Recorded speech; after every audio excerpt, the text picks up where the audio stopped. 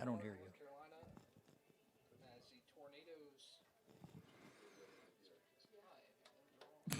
There we go. There you go.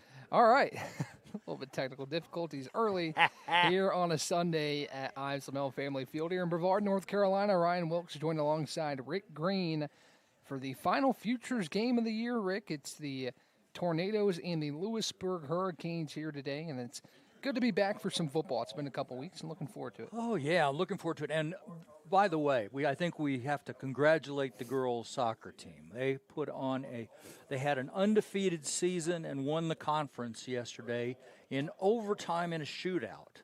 Yeah, that was a thriller. It was. Southern Virginia in town last year. I mean, the parallels between last year and this year are there. I mean, Southern Virginia came here and won in PKs last year, and Brevard was able to get it done this year, 5-4 in penalty kicks. A game like, if you look at soccer and you see a scoreless draw, you're probably like, oh, that must have been so boring.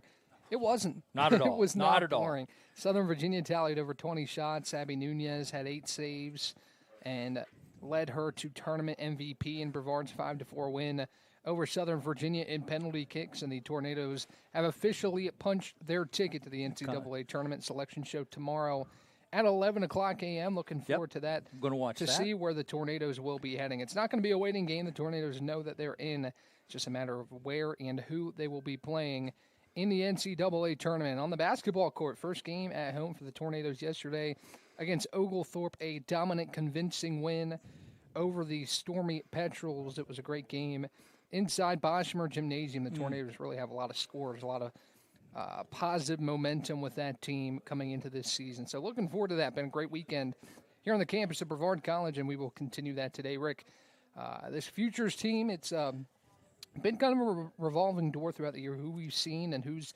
made contributions. But first and foremost, I think it's important to recognize just the opportunity these guys have had to develop and grow, and I think that's something great that Brevard does in giving their freshmen the ability to play in their freshman year. Oh, yeah, and it really is exciting. Hey, you know what? I can tell you, ladies and gentlemen who are joining us out there watching the game, that you, win or lose, you're in for a great game. We have not had a boring football game all season. They've all been good. They've almost all come down to the last 5 minutes, it seems like.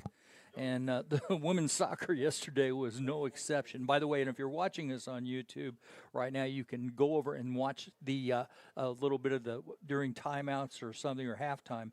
You can watch the replay of the. And I just invite you to watch the whole game's great, but if you just watch the shootout at the end, it's awesome. Yeah, certainly recommend that. And on that note, again, all Brevard College games are streamed live on YouTube, free of charge, including Tornado Talk on Mondays. We'll have a great show tomorrow. I'm going to talk to Juan Mascaro and Lily Teague, who was the game winner, I'll call it, on the penalty kick. She was the one that netted the winner to give the Tornadoes a win. We'll also talk with Kinley Mosley, hear from Lee Burgess after the opening win.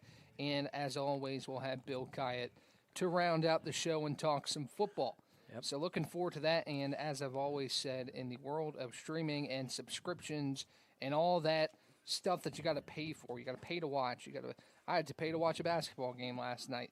And so I'm so grateful that we can provide this to you guys and give you this streaming free of charge. And hopefully you're enjoying a wonderful Sunday. It's wonderful here, Rick. It's in the 60s. It's blue skies with some wispy clouds in the backdrop and just a beautiful day. And just the foliage in Brevard, North Carolina. It gets better and better as the days go by, and it's starting to really, the leaves are really starting to turn now. It's officially fall, I'd say. And the campus with those trees is beautiful. For those of you everybody listening, I imagine you've got watching us have been here or know it well. But if you haven't, by all means, this is a great place to come and visit, and a good place to watch a football game as we're getting ready to go. And Ryan, as usual, keeps us well informed in all the sports here at Brevard College. He does a wonderful job and a very accomplished job with the basketball, the girls volleyball. We've had a rough. You've been busy, man. It sure has been busy, but it doesn't feel like I'm working a day in my life. Working in sports, and it's been a pleasure to bring this to you all. Really good opponent today here in Lewisburg College, the JUCO school that produces quite a bit of talent. It'll be a challenge for the Tornadoes today, but Brevard hoping to be up to the test today. Got some guys coming down from the Elders class, some guys that got pulled up, so we'll see a lot of names, a lot of faces today, and looking forward to bringing it into your living room, into your home, wherever you may be watching. If you're out with family, friends, glad you're spending the day with us. So we'll have more coverage when we come back. We're going to take a quick break and talk a little bit more about this one on the other side.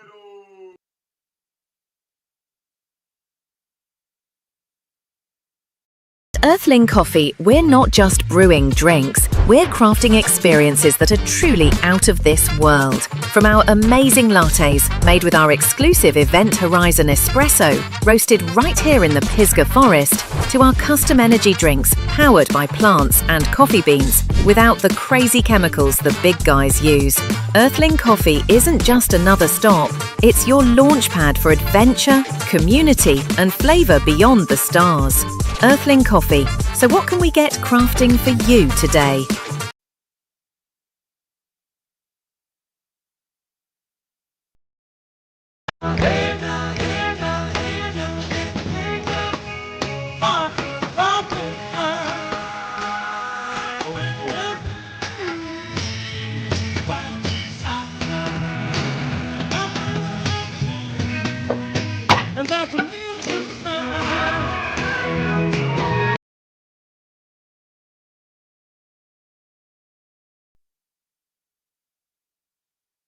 Over 125 years, Comporium hasn't had customers.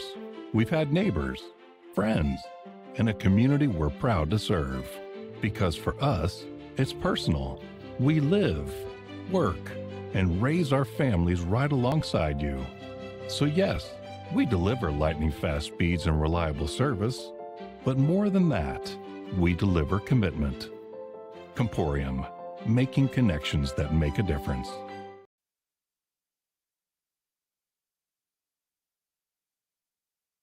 Bow time. Breakfast, lunch, or dinner, the Carolina legend can make your tailgate a winner. We're talking crispy chicken, made from scratch buttermilk biscuits, and all the fixins to feed your crew faster than you could say touchdown. Let Bojangles do the cooking. Order your tailgate today. It's bow time.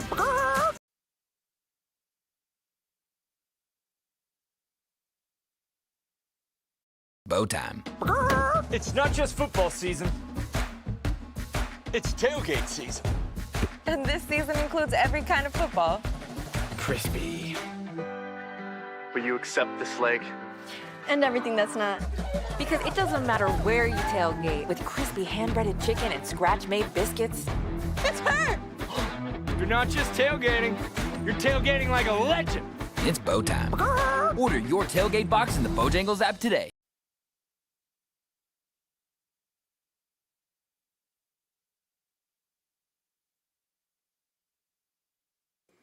All right, back here at Isomel Family Field, about a minute and a half until kick between Brevard College and Lewisburg. The Tornadoes in the white uniform, silver lids with the blue letters, and the Brevard across the front of the chest. Lewisburg, clean look today, Rick. The red helmets with the white stripe and all black uniforms with the red and white stripes down the pants. And we're getting ready for a good one today. And forgot to mention before we went to break, I'm surprised I forgot, but Brevard football did get a win on the road yesterday, a dominant win at Methodist, 47-20. Wow. Over the Methodist Monarchs on the road. Ethan Beamish, 3 touchdown passes. And Jeremiah Lane, Rick, we've talked a lot about Jeremiah and what he's done. It's his 3rd straight game with a special teams touchdown. He had a punt return touchdown and a kick return touchdown yesterday. Jeremiah Lane has been unbelievable. Special teams touchdowns are hard to come by, and Jeremiah continues to do it. So if the Lane family is listening, congratulations. What a feat that is. It's not every day you see special teams touchdowns. Again, they're hard to come by. You got to beat a lot of people to the goal line, and Jeremiah has done it in 3 consecutive weeks. Well, he may not be the largest in stature on the field, but that kid can move. He's got heart. He's fun to watch. Absolutely. As the 2 teams ready to go, we'll see who's going to boot it away. Didn't see the official signal here as Lewisburg late arrivers to the sideline here. They're going to trot over now just out of the locker room. They did the coin toss and all that, and Lewisburg will get situated, and we will get underway. I want to thank everybody for joining and everybody involved in today's game, our referees operating the clock, and our ever-reliable work studies who decide to spend their time with us and we hope we make it at least a little bit of fun for them as we go throughout this year. We greatly appreciate their work, especially here on a Sunday afternoon as we get ready to start a new week. But before that, we've got Futures football set to get started. It looks like Brevard will receive the opening kick. Actually, they'll kick it away. My apologies. It'll be Jace McCarron to kick off for the Tornadoes and get us started here today. All right. Again, Lewisburg a little bit late to the sideline. Might take them a second to get situated, but we're a good crowd on hand. Good Lewisburg crowd coming in. A 5 or 6 hour drive to get here, and the fan base travels well. The away stand's pretty packed in addition to the home crowd here today. Rick, in the last game of the season, what are some things that you hope to see out of this team that has, certainly had some highlights throughout the year and a lot of young talent? What are you hoping to see? Well, and that is, you just hit on it, the young talent. We're going to see, I think we are in a great position because we can see who has improved and grown into their roles. And some of them have grown beyond their roles because now they're playing with the big boys, and hey, it's all fun. But again, you just brought it up. We're ready for kickoff, and we'll get going. Darian Hill and Evan Garrett back to receive the kick. It'll go to Hill and out of the end zone, and it's a touchback. It was Rasheed Jones back to receive. My apologies. The white numbers are a little bit hard to see in the sunlight. Yes, they are. The opening kickoff goes out of the end zone. Good boot from McCarron, and it'll be 1st and 10 for Lewisburg for the first play from scrimmage. Beautiful day for football here in Brevard, North Carolina, as Lewisburg's offense set to take the field. Brevard will start the day defensively. A lot of big boys up front here for Lewisburg as they trot out on the turf.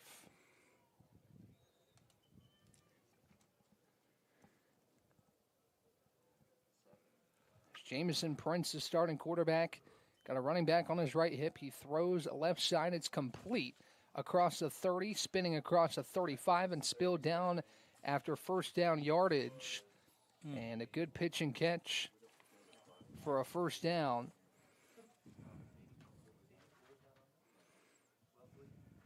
And it's 1st and 10, Lewisburg. 1st and 10 from the 37.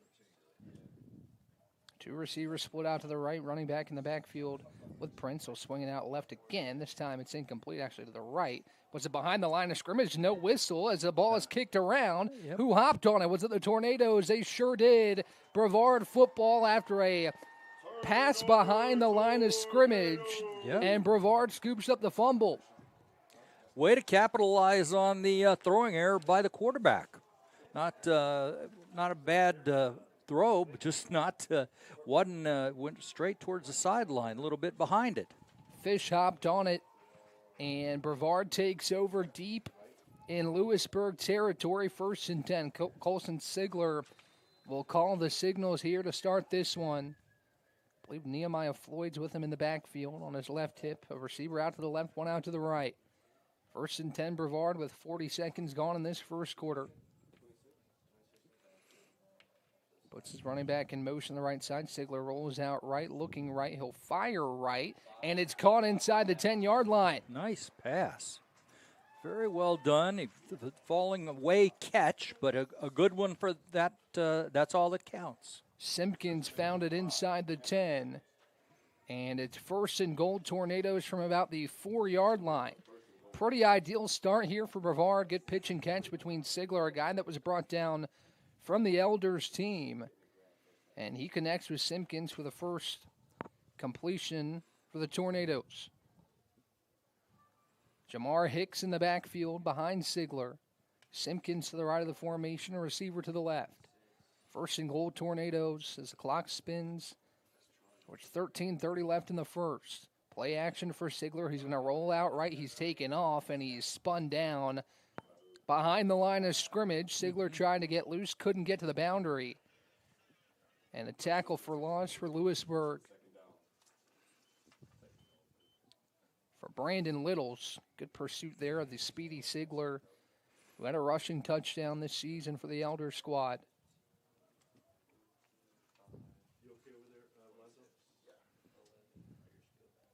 Hicks in the backfield with Sigler on 2nd and goal. 3 receivers to the left.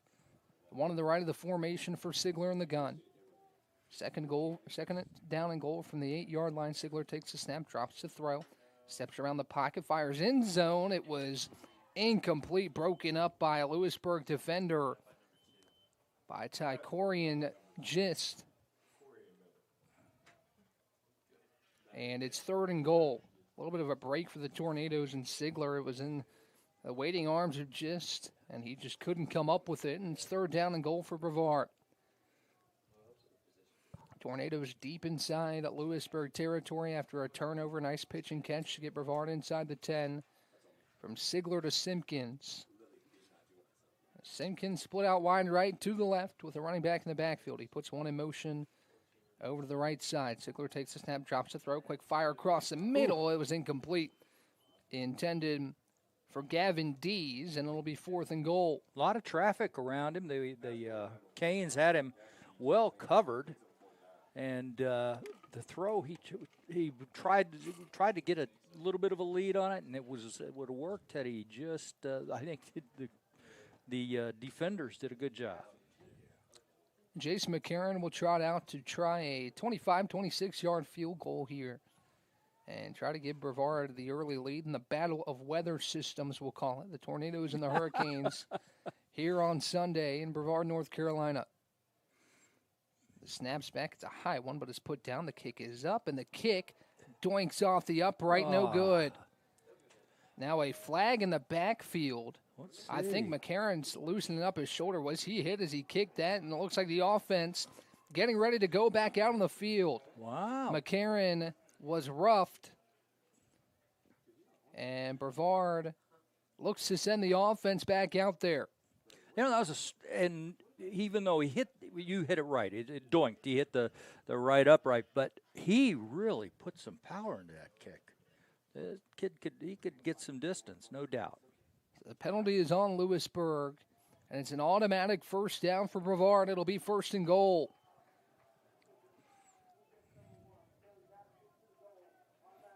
Half the distance to the goal. Brevard will move to the 4-yard line, and so far a couple mistakes for Lewisburg, a fumble and a roughing the kicker call on a field goal attempt from Jace McCarron. So a new set of downs for Brevard. 1st and 4. 1st and 4 from the 4-yard line for the Tornadoes. Elijah Palmer in the backfield with Sigler. 2 receivers tied to the formation. He puts a tight end in motion. Sigler takes the snap, hands off, and bottled up in the backfield was Palmer. As Lewisburg rallied to the football, creates another tackle for loss. Dominique Leonard was there on the stop, and it's 2nd and goal.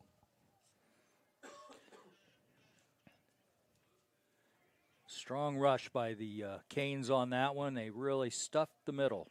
And one in the battle up front are the Lewisburg Hurricanes right now, as Brevard has spent the last couple minutes inside the 10-yard line of Lewisburg.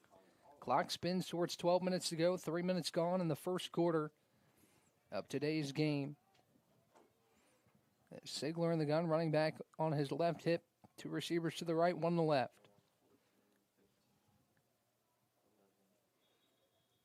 Now whistles blow as a play clock was running down to Brevard burn a timeout.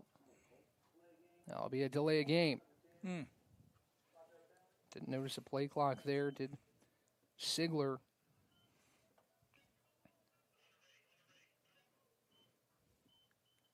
As they'll move Brevard back once again, back to the 13-yard line. Still 2nd and goal, but Brevard moving backwards just a little bit as Sigler breaks the huddle. Gregory Connor in the backfield. On the left hip is Sigler. 2 receivers to the left, 2 to the right side of the formation. Sigler puts a receiver in motion, takes the snap. 2-step drop, looking right. He fires right, but well out of bounds, intended for Jabez Downey. And the receivers come up limping over on the side, on the visitor's sideline. He's having trouble getting up. And the trainer's heading over. And we'll take a break to check out the receiver on the far sideline as the clock is stopped at 11:17. It'll be 3rd and goal for Brevard when we come back.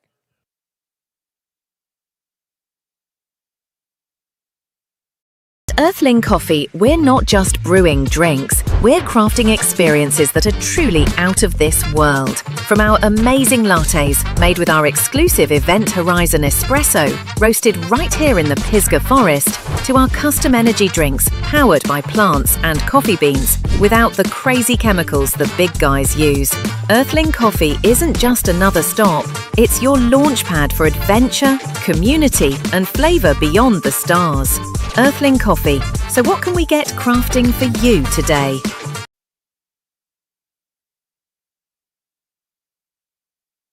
Bow time. Breakfast, lunch, or dinner, the Carolina legend can make your tailgate a winner. We're talking crispy chicken, made from scratch buttermilk biscuits, and all the fixins to feed your crew faster than you could say touchdown. Let Bojangles do the cooking. Order your tailgate today. It's bow time.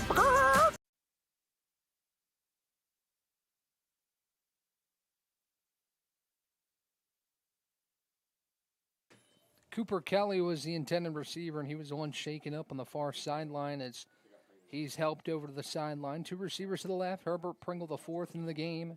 For Brevard, a receiver to the right. Tight end comes in motion with running back in the backfield. Sigler takes a snap on 3rd and goal. Fires end zone looking for Pringle, but too much on that one. Incomplete looking for Herbert Pringle, the fourth. And it'll be 4th down. Brevard will try another field goal from the 13. 31-yarder here for Jace McCarron, who missed the first kick, but he was roughed. He was roughing the kicker, so it... And it was a strong kick, too. I mean, he really had the distance and everything, but it would have hit the upright. So McCarron will try again from 31 out with the clock stopped at 11:10 to go in the first quarter. Snap is back. Good snap, good hold. The kick is up, and the kick is good. All right. McCarron good on his second try, this time from 30 yards out. Brevard leads 3-0 with 11:05 to go in the first quarter. So Brevard doesn't come up empty after the Lewisburg turnover. And a couple missed passes there from Sigler. You could see the intention, and I think maybe just got a little too excited on a couple of those and airmailed it a little bit as Brevard comes back out on the field. Rick, although it was only 3, what'd you like out of that first drive? I like the fact that he is – you hit it. I think he's a little nervous the first drive out there, and he gets excited, he's seeing something he hadn't seen for a while, maybe an open receiver. And it's not like he's wide open, but he's got separation on all those passes. So Brevard set to kick it away after taking the lead. Brevard also will get the ball after halftime. So got the stop, got the turnover, and then was able to turn that into points as Rasheed Jones and Darian Hill back to receive the kick from Jace McCarron. Get our first look at the Hurricanes offense here. Yeah, got a little sneak peek. It was a first down gain on the first play of the drive, but then a turnover shortly after as McCarron, an end-over-end kick that goes back. Nice kick. Out of the end zone. Oof. As McCarron, he's been the star so far. Yeah. 2 touchbacks and a field goal for the Tornadoes thus far as Lewisburg will set up 1st and 10 from its own 25. Yeah, they ran 2 plays on that first drive, you're right. And you almost forgot they were on the field. I forgot they weren't there long. 1st and 10, Hurricanes has come out for their second drive of the contest. Jamison Prince back out at quarterback. Evan Garrett with him in the backfield. 2 receivers to the left for Lewisburg on 1st and 10. Takes the snap, fires left side, has a receiver, makes a move, gets loose, and he's got some space. He's spun down after first down yardage was Darian Hill. And it's 1st and 10 Hurricanes. Tackled by Jordan Fox. Made the stop after a gain of about 12 up to the 37. Clock spins towards 10.5 to go here in this first quarter. Good start for Brevard. Lewisburg looking to get something going offensively as Garrett stands with Prince in the backfield. Takes a snap, handoff Garrett. Garrett races across the left side. Garrett's got some space. Another good gain on first down as he's taken down by Allen out of bounds at about the, let's call it the 46, 47-yard line. And it's 2nd and 1. Couple chunk gains on the first 2 plays of the drive for the Lewisburg Hurricanes.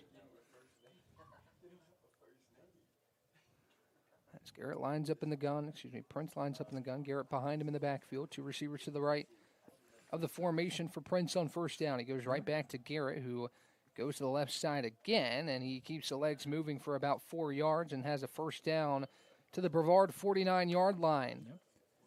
2 first downs already on this drive for the Hurricanes, starting to get something going offensively after the swing pass was called a fumble. Brevard scooped it up deep in Lewisburg territory. Not the start you wanted if you're the Hurricanes, but things start to be moving in the right direction here as Lewisburg is across midfield, 1st and 10.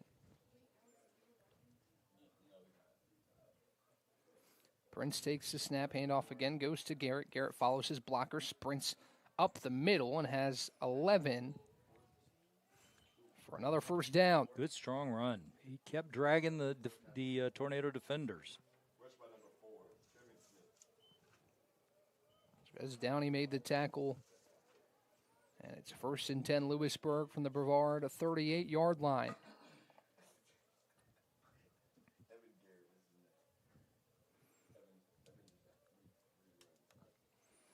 Prince in the gun, with Garrett remaining in the backfield. We've seen a good share of carries from Garrett on this drive. He'll get it again. He evades a first defender, but he's met by 2 Tornadoes behind the line of scrimmage for a tackle for loss. Loss of a yard right there. Tony Dixon was the first one back there. And it's 2nd and 11. Good tackle for loss there after Lewisburg had found some momentum in the ground game. Brevard stuffed it right where it was on that carry. Just about 8 minutes left to play in the first quarter. Brevard leads Lewisburg 3-0 after Jason McCarron's 31-yard field goal. Prince in the gun, Garrett on his right hip, a receiver to the right. He puts one in motion, and Rasheed Jones to the left side of the formation. One other receiver out to the left as Prince takes a snap, 1 snap drop, and fires it left side, incomplete over the head of Jaden Lovett, and it's 3rd and long. Brevard's defense come up big on this drive on a 3rd and long after Lewisburg had some chunk gains to get across midfield, kind of stalling out right now. We'll see what Lewisburg has on 3rd and long as the clock stopped at 7:45 to go in the first quarter. Prince in the gun, Garrett behind him in the backfield, a receiver out to the left, to the right of the formation for Prince on 3rd and 11. Prince takes the snap, 2-step drop, looking right, firing right across the middle, and it's caught by Rasheed Jones, who is at about the 15-yard line and gets to about the 12. There was a Tornado defensive back coming up to try and make a play on the football, but Jones snatched it right out of the air, and it's 1st and 10, Lewisburg at Brevard's 13-yard line. Even though that was a great throw by the quarterback, Jones, the receiver, is what made that play. On the ball. He fought to keep that ball.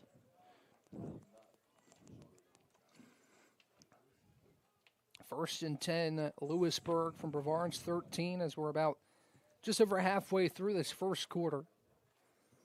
Prince in the gun, 2 receivers to the left, 1 to the right. Running back in the backfield with him, number 28, Denijah Scott. Swing pass out right to Scott. He keeps his balance going towards the goal line, stretches it out. Is he in? Yes, he is. Touchdown Lewisburg, and it's 6-3 pending the extra point.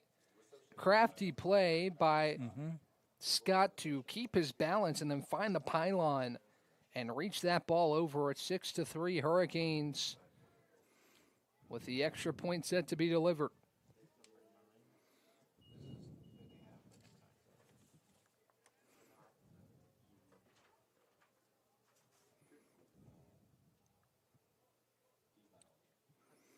Looks like Jaden Moore might be doing the kicking duties here, wearing number 9, as he boots it up and he boots it through.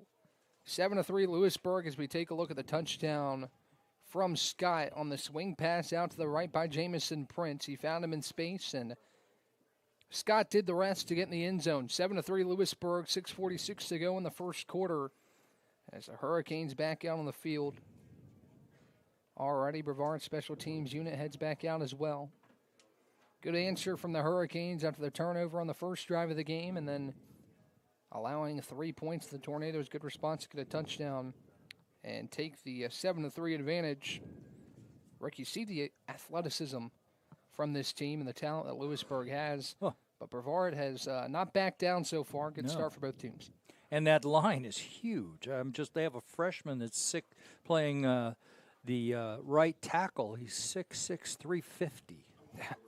It's got to be kind of intimidating to line up in front of those It does. guys. As Jesse Veens will kick it away. 6:46 to go in the first quarter. A little bit of wind here is going to blow the ball off the tee. You see that sometimes in football. Sometimes it's so bad you got to get a holder out there, but I don't think the wind is strong enough today for that to be a problem. We'll see if Veens can get it set and booted away. There goes the football again, Rick. We might have to get a holder as the whistles blow, and we'll see who's going to do the holding duties here to allow Veens to get the kick away. Well, we can see from here the flags is the American flag out to the end of the field is blowing briskly, and so it's showing up on the field, and they have a holder now. So the ball is down for Veens. He'll get a boot away, a line drive kick end over end that floats in the air, and it's received by Herbert Pringle IV. Pringle IV tries to cut it to the right side. He is swallowed right there by Stephen Moon. And he was met fairly quickly. Not much space for the crafty Herbert Pringle. There's a flag down right where Lewisburg kicked it away. This looks like it could be an offside on the kicking unit. Can't imagine a penalty from all the way back there is going to be on the Tornadoes. So we'll see what the call is. Well, looks like Brevard might get some penalty yardage here to start this drive. As we await the call. And that's a call offside on the kicking unit. And Brevard will add a couple yards to the end of that return and have a good starting field position here for the second drive of the game.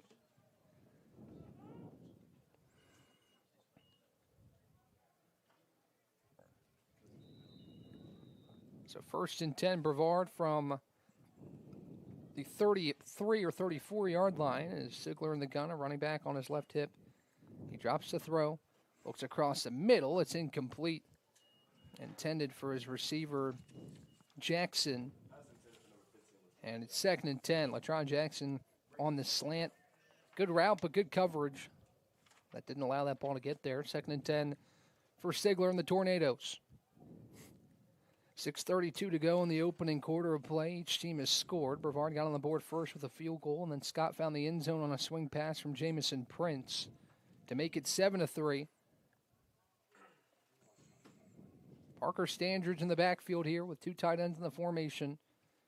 Receiver to left and right as he takes the snap, handoff, goes up the middle to Standridge, and he has no room. Nope. Swallowed right at the line of scrimmage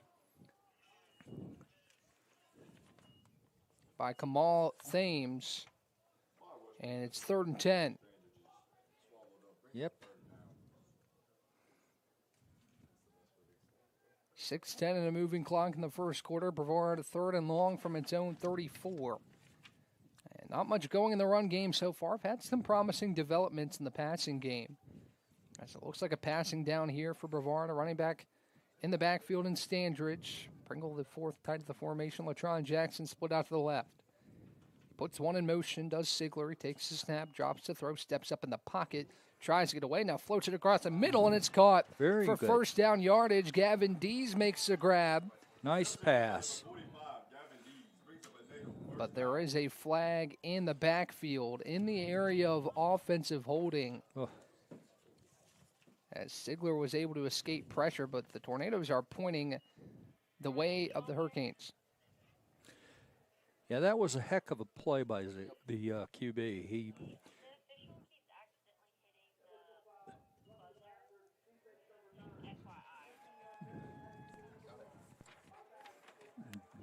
call on the defense of the Canes.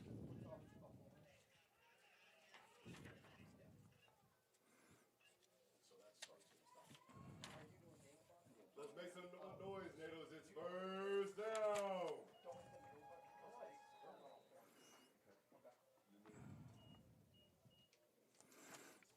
15-yard penalty puts Brevard at the 37-yard line of the Hurricanes, 1st and 10. I believe it was a face mask, Rick. It was something along those lines.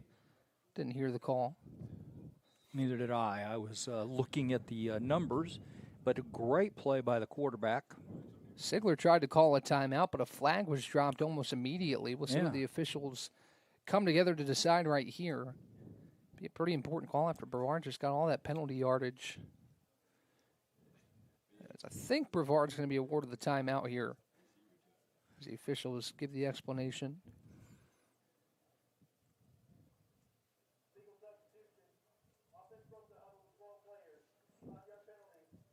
So it was an illegal substitution that pushed Brevard back 5 yards.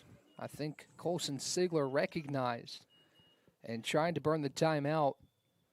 And there's going to be no timeout awarded, so both teams asked to come back out on the field. And it'll be 1st and 15 from the 42.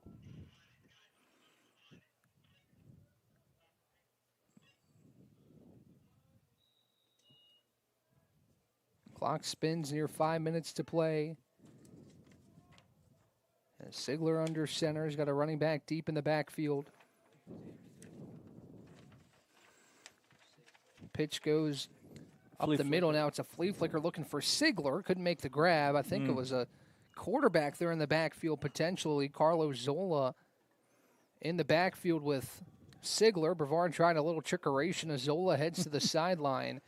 I was about to say I hadn't seen a 6 out there in a running back uniform as Zola's pass incomplete. You see the creativity right there, though, as Sigler had some space down the left sideline. Yes, he did. Standers back in the backfield. Receiver and Simpkins out to the right. And Latron Jackson the left. Sigler takes the snap, handoff Standridge. He's met after a gain of a yard or two, and he's brought down right there as whistles blow. Forward progress stopped. It'll be 3rd and 13 as Nasheer Houston was there on the stop. And it's 3rd and long. Brevard was able to convert the last 3rd and long, but a little bit longer here, 3rd and about 14 for the Tornadoes.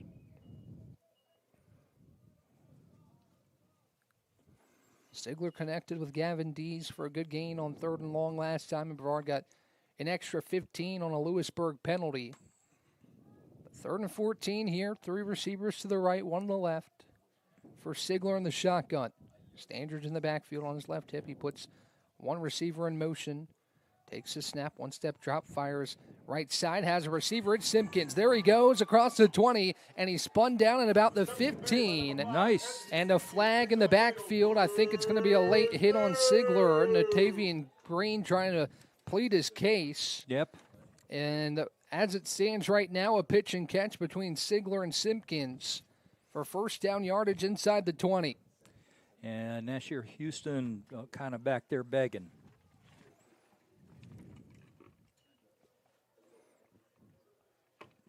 We'll see if this adds any yardage onto the pitch and catch from Sigler to Simpkins. Those two have connected twice now today. As it stands right now, it's 1st and 10 Brevard at Lewisburg's 14-yard line.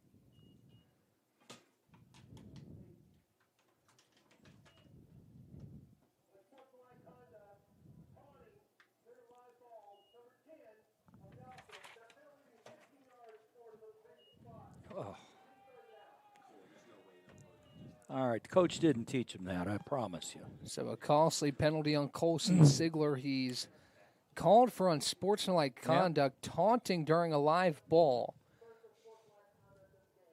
I'm not sure I've ever seen that before. No. As it backs Brevard up all the way to the 44-yard line of the Tornadoes, and it's a repeat of 3rd down, 3rd and a country mile here. Oh. Not even sure I can calculate. It's a long here. way. It is a long way. We're talking 3rd and 30 plus. They're looking for cap fare, yep. As Terrence Gant burns a timeout. And we will take one with them. We'll take about a minute break here and be back on the other side. Bow time. It's not just football season. It's tailgate season. And this season includes every kind of football. Crispy.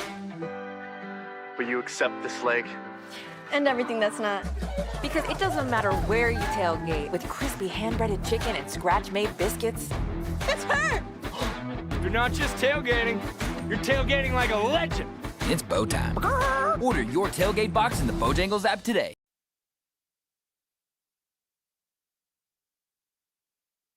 Over 125 years, Comporium hasn't had customers. We've had neighbors, friends, and a community we're proud to serve. Because for us, it's personal. We live, work, and raise our families right alongside you.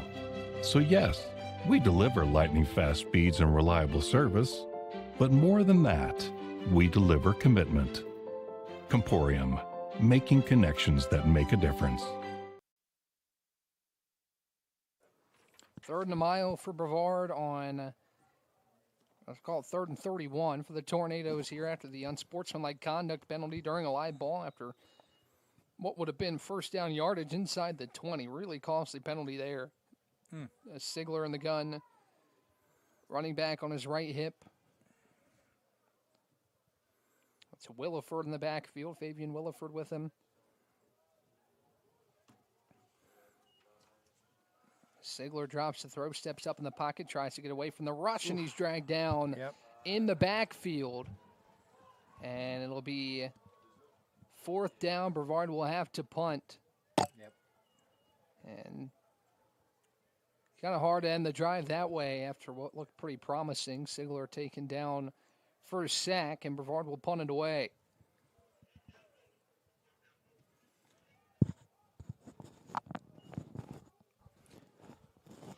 Yeah, that was tough. He's not getting a lot of time to throw and find, so it's been a bit of a challenge.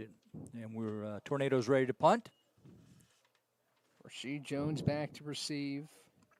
Cameron Brown will punt. A high snap, but he fields it. Brown gets the punt away. A high spiraling kick that brings Jones back, and he is rocked at about the 20-yard line at the 21.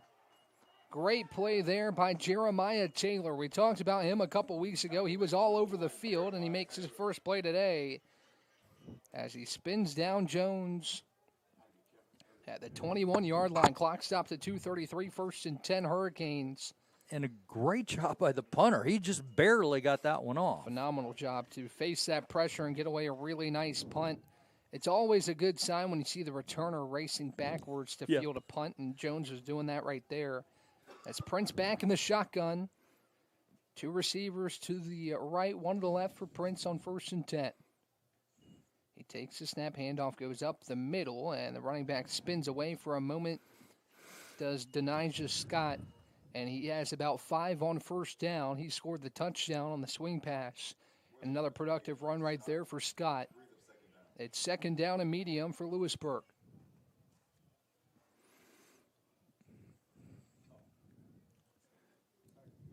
Good gain for Lewisburg on 1st down. Scott raced up the middle and broke away from a tackle or 2 as he sets up 2nd and 5. He remains in the backfield with Prince on 2nd down. Puts a receiver in motion. Prince takes the snap, 2-step drop to throw. He tries to step up, but he's met in the backfield, and a host of Tornadoes bring him down for a sack all the way back to the 30. Excuse me, the 22-yard line. My apologies. It's hard to see the yardage markers, but nonetheless, it'll be 3rd and long as Amir Campbell was the first back there. And it's 3rd and 8 to go for the Lewisburg offense. And he did have a receiver wide open on the right side. Number 9, Jaden Moore, was just sitting over here doing nothing on the right side. All he had to do was look. Prince in the gun, Scott with him in the backfield. He takes the snap on 3rd and 8, drops the throw, fires it deep down the left sideline, and it's incomplete. A couple of Tornadoes were there. Wow. The pass was intended for Darian Hill. Good coverage. And a couple of Tornadoes were there to make the play and knock that ball away. It's like Boggs was there on the primary coverage, and Brevard will hold on 3rd down and force a punt. All right. Good job by the Tornadoes.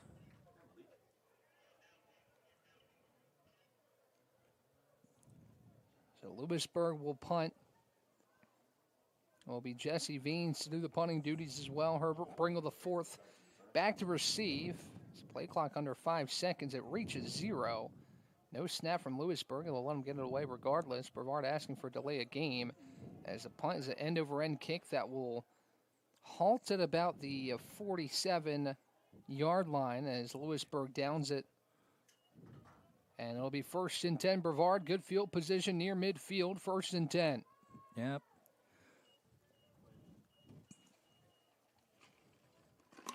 Good job by the receiving team. And the one thing they did well was to scatter because the punt wasn't that strong and came down in the coverage. So 1st and 10, Brevard. Quinn in at quarterback. Braden Quinn, his brother Josh, tight end.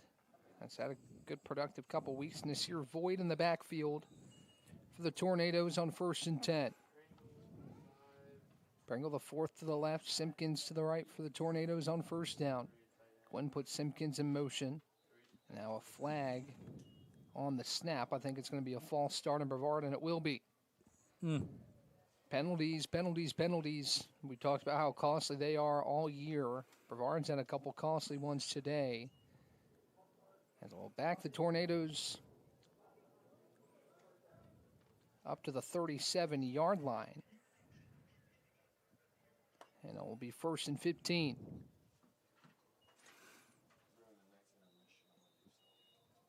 Excuse me, the 43-yard line, my apologies. 1st down and 15 for Brevard with 48 seconds to play in the first quarter. Quinn in the gun, Nasir Voigt with him in the backfield. 2 receivers to the right, 1 to the left for Quinn on 1st down. Now another false start on the left side of the formation. That one was quite obvious. Yes. Saw it from here. I did too. And it will be 1st and 20 Tornadoes. From now the 38-yard line. Gentlemen, pay attention. So 1st and 20 for Brevard. Quinn still waiting to take that first snap and his turn at quarterback.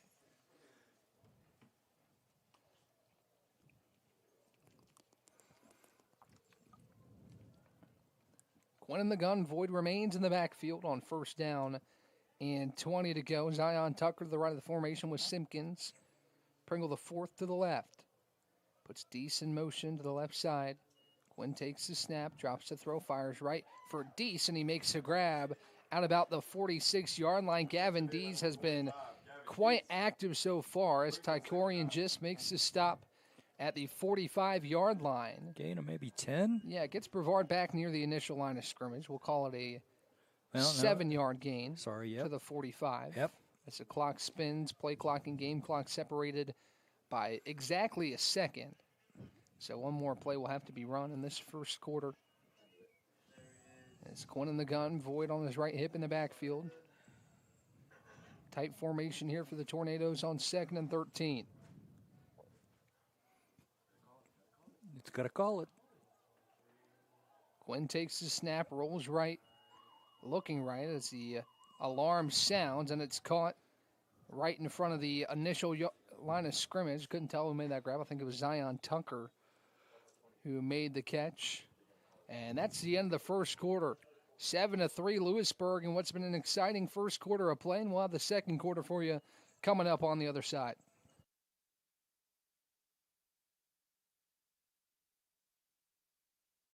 Earthling Coffee, we're not just brewing drinks, we're crafting experiences that are truly out of this world. From our amazing lattes, made with our exclusive Event Horizon espresso, roasted right here in the Pisgah Forest, to our custom energy drinks, powered by plants and coffee beans, without the crazy chemicals the big guys use. Earthling Coffee isn't just another stop, it's your launchpad for adventure, community, and flavour beyond the stars. Earthling Coffee. So what can we get crafting for you today?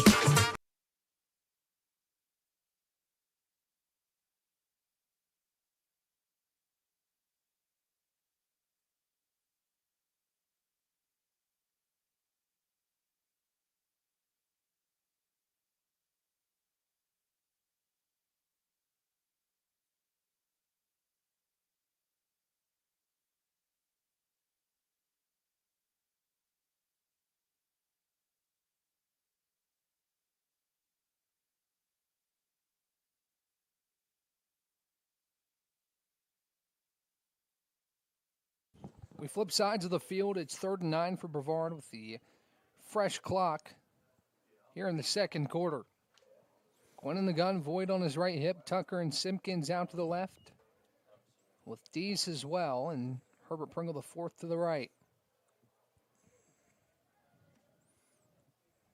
Play clock under 10 seconds. Tucker comes in motion the right side. Quinn takes the snap, drops the throw, looks right, fires right to Pringle, who has it, and he has space. There goes Herbert Pringle the fourth. He's cut down at about the 35-yard line. First down, Tornadoes. Marley Samuel tripped him up, and if he wasn't there, I think Herbert Pringle might have found his way to the end zone. But nonetheless, a first down pitch and catch between Quinn and Pringle the fourth, and a good conversion there to open the quarter. Yes, indeed. And took full advantage of the room he had to find more room. First down and 10 as Pringle the fourth, certainly a guy to watch out for in future seasons. He's quite the player. 2 receivers to the left, including Pringle, 2 to the right, and Simpkins and Tucker. This here, Voigt comes in motion to the right hip of Quinn. Quinn takes a snap, play action, rolls right, pressure coming in. Quinn will flip it to Dees, who is rocked, but he makes a grab for a gain of about 3. Gavin Dees has made a handful of catches so far as Dominique Leonard makes a stop, and it's 2nd and 7. A lot of pressure there on the quarterback who was rolling, and the defender was right on him, and he just kind of flipped it over to the receiver. Yeah, we've talked a couple times this year just about pocket awareness and knowing where the defender is, and Quinn did a great job right there as Williford in the backfield with Quinn under center. Quinn takes the snap, pitch goes to Fabian Williford, who races through the left side, but he's drugged down for no gain by Latrasky Presley.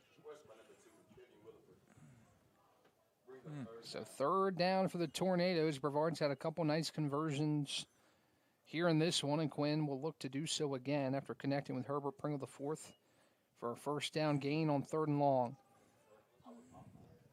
2 minutes gone here in the second quarter as Quinn breaks the huddle in the gun with Williford in the backfield, 3 receivers to the right, 1 to the left, and Herbert Pringle the fourth.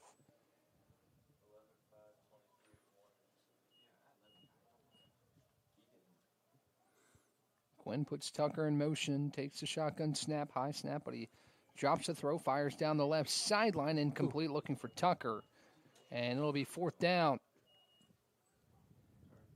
Caden Robinson applied the pressure, and it looks like Brevard will punt this one away.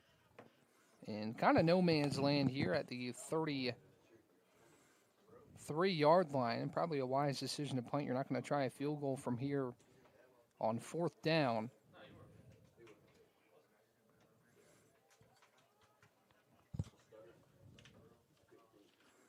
As Brown, who had a good punt on his first time out there, will try to pin Lewisburg deep again. Brown takes the snap, a good one. Tries to cough and corner it to the right side, and it takes a Brevard bounce inside the 20 to about the 17-yard line, we'll call it, and it'll be 1st and 10, Lewisburg. 12:25, clock is stopped here in the second quarter. Brevard trails Lewisburg 7-3. I want to thank you all for joining us and hope you're enjoying a wonderful Sunday afternoon. Yeah. Wherever you may be. We do hope you are having a great day, and we hope we're bringing this coverage well into your living room or your sunroom, wherever you might be enjoying it. And hopefully you got some good temperatures, too. We got some favorable 65-degree weather here on a Sunday in Brevard as Lewisburg's offense back out on the field. Garrett in the backfield with Prince on 1st and 10.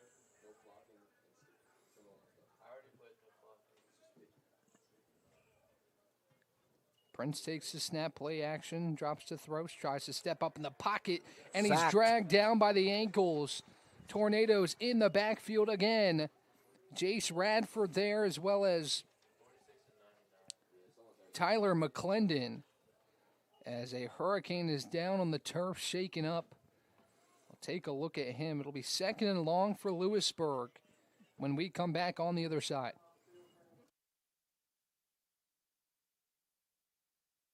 Bow time. It's not just football season. It's tailgate season. And this season includes every kind of football. Crispy. Will you accept this leg? And everything that's not. Because it doesn't matter where you tailgate, with crispy hand-breaded chicken and scratch-made biscuits. It's her! You're not just tailgating, you're tailgating like a legend. It's bow time. Order your tailgate box in the Bojangles app today.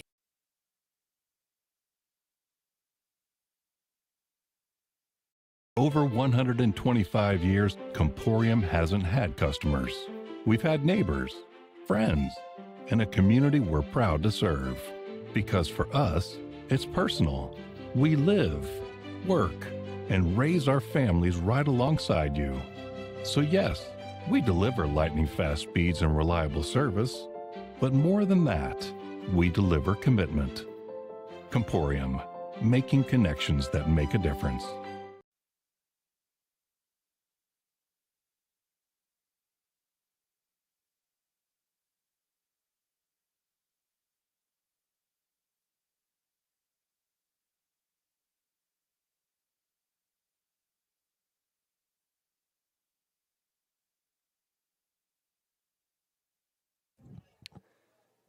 Back here at Brevard College, Sean Martzig, was the one shaken up as Prince takes a shotgun snap. He hands off Garrett.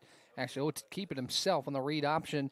Has space down the left sideline, but he is suplexed after a really good gain for first down yardage. Prince was spilled by Boggs at the, we'll call it the, it's hard to see again, the sun shining down the field. It's across the 30 to about the 33. Boggs with a huge hit on Prince after a first down run for Lewisburg. And just a clean hit there, nothing unsportsmanlike about it. No. It's a really nice hit from Boggs coming in from the secondary. John Bissonette in the backfield, or at quarterback, excuse me. On first down, he'll drop to throw, look right, step up in the pocket, and he breaks away from a tackle, but he's met by McClendon and dragged down after a gain of 5. Right. And it'll be 2nd and 5 for Lewisburg. Bissonette, the new quarterback in the game, with Prince checking out after taking that hit. Hopefully he's okay. Maybe it's just a brief quarterback change. That's at 2nd and 5, 10:45 in a moving clock in the second quarter.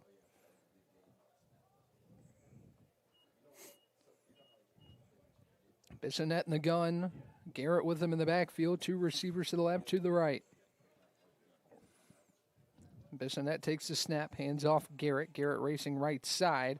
A couple tornadoes there, and they eventually drag him down after a gain of about 2. Yeah, they had him, but he was able to wiggle away there. He ran about 20 yards and gained 2 right there. Make it 3. Yes, indeed. And it will be 3rd and short for Lewisburg on 3rd down. 10 minutes to go here in the third quarter. A lot of east-west there, but a good job for Garrett to push forward. And it's a little bit different approach on 3rd and 3 compared to 3rd and 5 or 6. As you kind of have some freedom here with what you want to do. You can either run it or throw it. On some of those 3rd and more medium yardages, you're probably looking to throw, but this time the freedom is with Lewisburg on 3rd and short. Handoff goes up the middle. It's Scott who bursts through and has first down yardage to about the 49. And a first down gain. Amir Campbell was there with the stop. And 1st and 10 for Lewisburg at its own 49-yard line.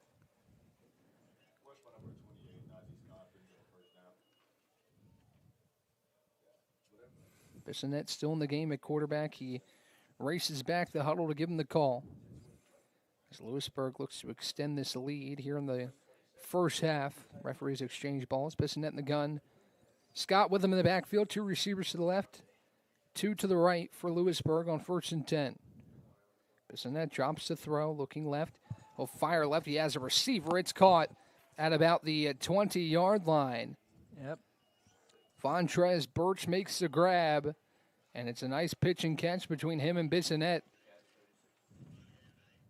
I don't know if that's laundry on the field. I think it's just a leaf.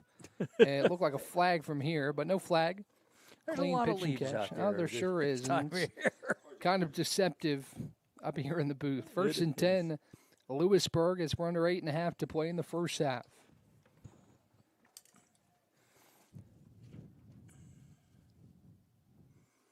First and 10 from about the 17-yard line. That's Bissonette in the gun. Scott with him in the backfield. Two receivers to the right. One out to the left. Bissonette takes the snap, looks left, swings it out to Scott. It's Ooh. off his hands. It floated in the air for a moment. Yep. But nobody could get there. It's the same play that the Hurricanes scored a touchdown on earlier in the game. But Bissonette can't complete it that time. Yeah, it was a little slippery for him. Couldn't hold on to it. Second and 10 for Lewisburg at Brevard 17. Running back in the backfield with Bissonette, it's Lyndon Fleming. As Bissonette takes the snap, handoff goes to Fleming, left side. He is dragged down, keeps the legs moving, and gains about 2 or 3. There's a little commotion on the far sideline. It's cleaned up quickly, and it will be 3rd and 8.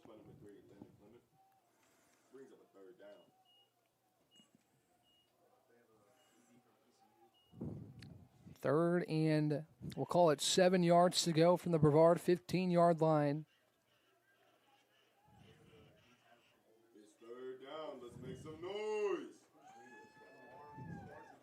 Fleming with Bissonette in the backfield here on 3rd down. 2 receivers to the right. 1 to the left side of the formation. Bissonette takes the snap, drops the throw, looking middle, fires across the middle. He has a receiver. It's caught for a touchdown. Yes, indeed. Jabari Roan makes the grab as Bissonette just seated in between 2 defenders and found the end zone for 6. It's 13-3 pending the extra point. Yeah, to reach out and catch it, that's for sure. He was almost vertical when he got it, but he did the job. More in for the extra point to try and tack one more on to this lead. Snap is back, hold is down, the kick is up, and the kick is good. Yep. 14-3 Lewisburg as we take a look at this connection between Bissonette and Roan for 6. From 17 yards out, Bissonette fires across the middle and has him a shoelace grab for Roan. And it's a 2-score lead for the Hurricanes with 7:11 to go in the second quarter. Brevard special teams unit already back on the field, ready to field the next kickoff from Lewisburg. The wind has calmed down. Don't think we're going to need a holder this time, as we did last time out on the kick from Veens.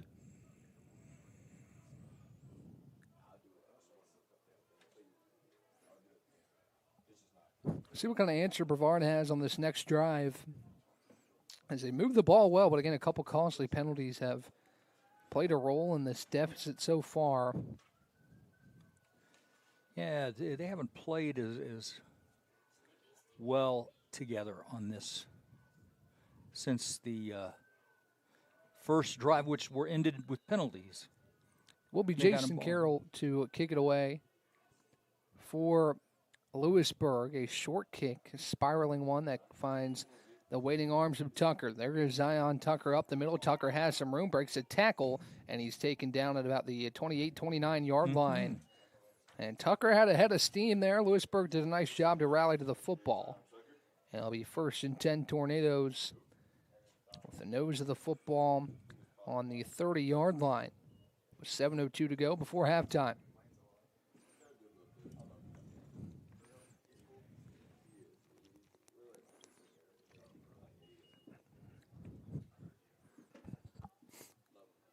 Tornadoes break the huddle with Quinn in at quarterback. Looks like Bruni with him in the backfield. The tight end on his right hip. Pringle the 4th out to the right, 2 out to the left.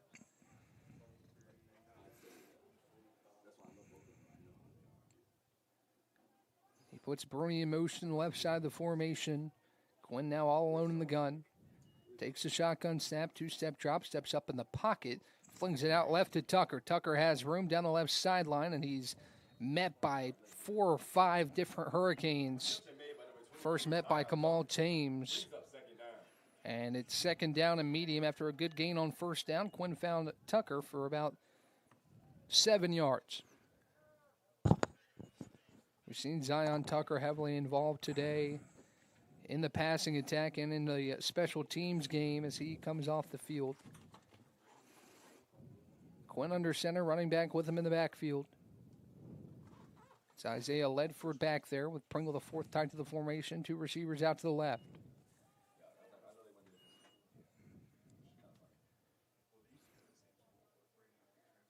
Quinn puts a receiver in motion, takes a snap, handoff Ledford. Ledford makes a couple moves and shimmies for about 3. Looks like enough for a first down. And we'll move the chains. Yes. First down, Tornadoes at about the 41-yard line as Israel Hurd made the stop. First down for the Tornadoes to try and kickstart this drive into motion. And moving the ball well here.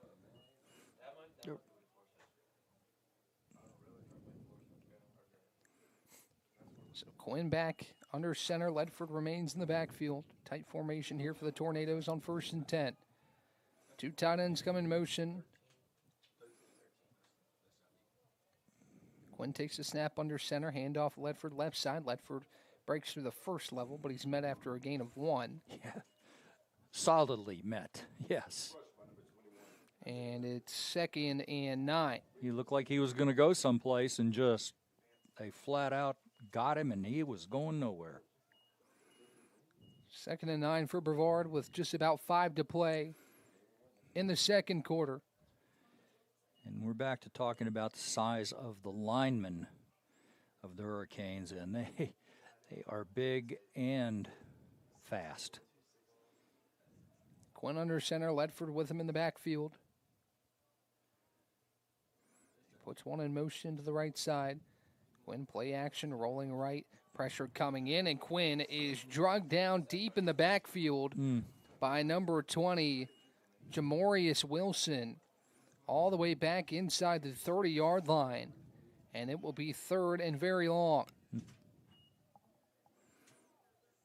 could see the play design, but Quinn never got to his read as nope. They were right there. Wilson you hit was it. all alone in the backfield with Quinn one-on-one, and he won the battle.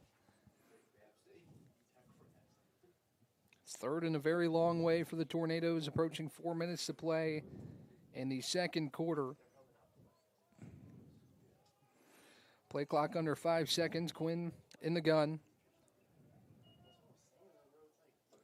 And the play clock has expired. The flag comes down. There'll be a delay of game on the Tornadoes. As the clock stops at 3:49 to go, Brevard will move back a little further, back to about the 25-yard line. It's another 3rd and a couple chain links here.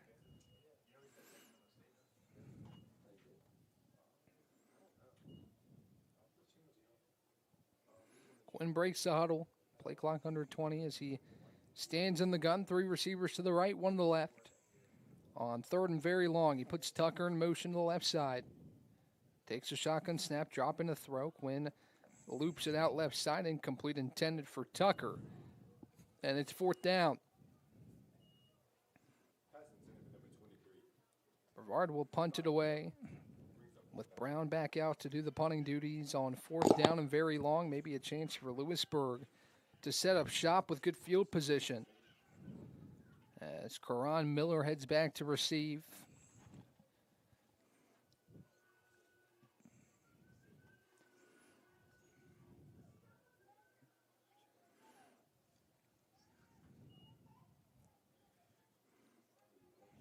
Brown back to punt.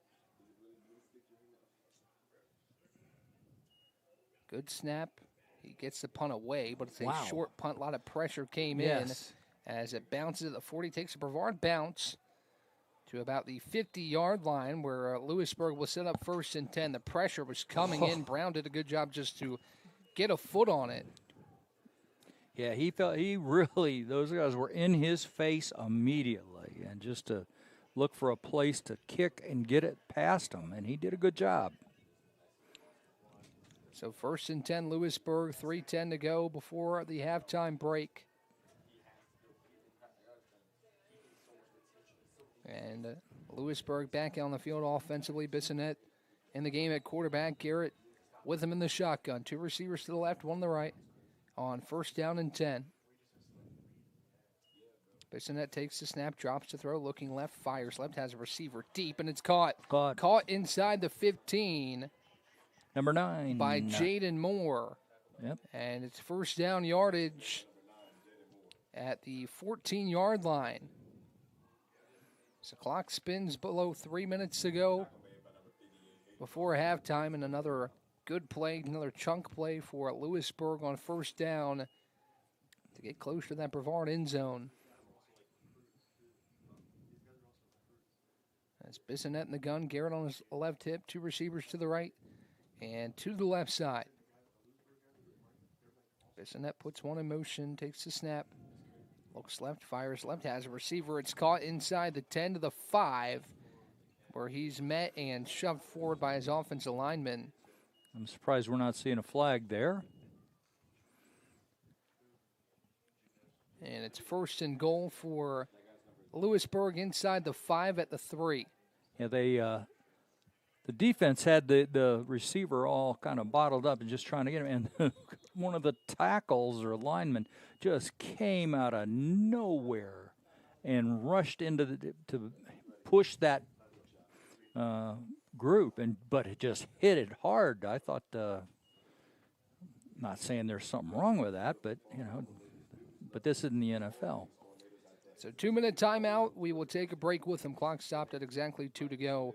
We'll be back with the final 2 minutes of the first half when we come back. Earthling Coffee, we're not just brewing drinks, we're crafting experiences that are truly out of this world. From our amazing lattes, made with our exclusive Event Horizon espresso, roasted right here in the Pisgah Forest, to our custom energy drinks, powered by plants and coffee beans, without the crazy chemicals the big guys use. Earthling Coffee isn't just another stop, it's your launchpad for adventure, community, and flavour beyond the stars. Earthling Coffee. So what can we get crafting for you today?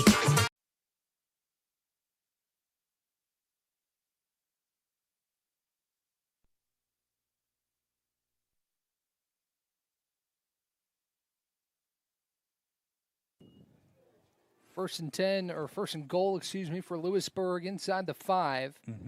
After the 2-minute timeout, Bissonette will throw, and he'll fire right side, and it's caught for a touchdown. There's Moore.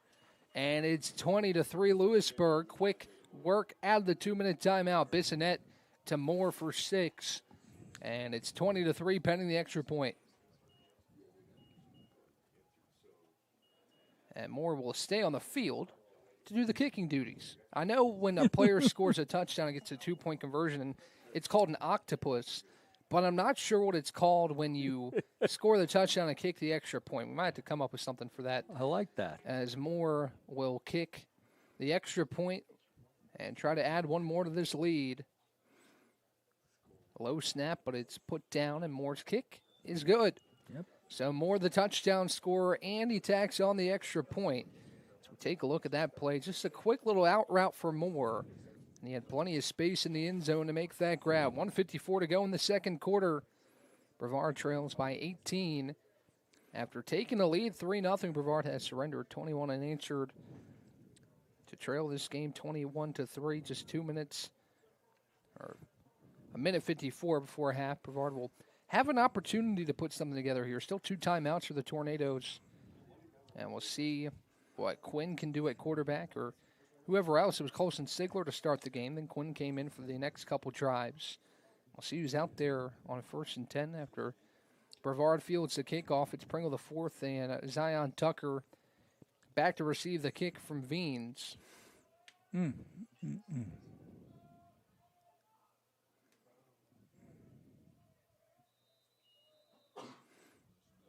Veens trots up to the football and will put toe to leather, a short kick. That goes to Tucker at about the 10-yard line. Tucker fields. He races across the 20, across the 30, where he's taken down at the 32. And that's where Brevard will start its drive with 1:48 before halftime. Yeah, these the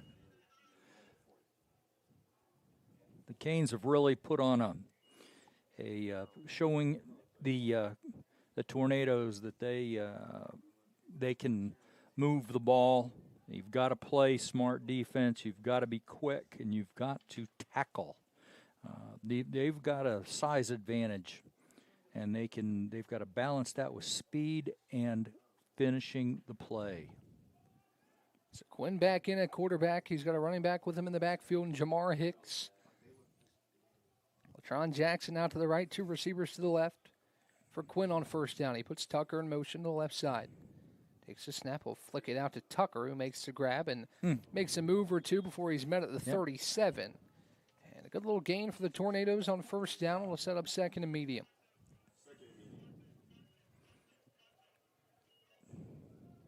Clock spins, a minute and a half to play with a moving clock here in the second quarter. Quinn in the gun takes the snap, fires it left side, looking for Simpkins. It's incomplete. Right. And it'll be third down.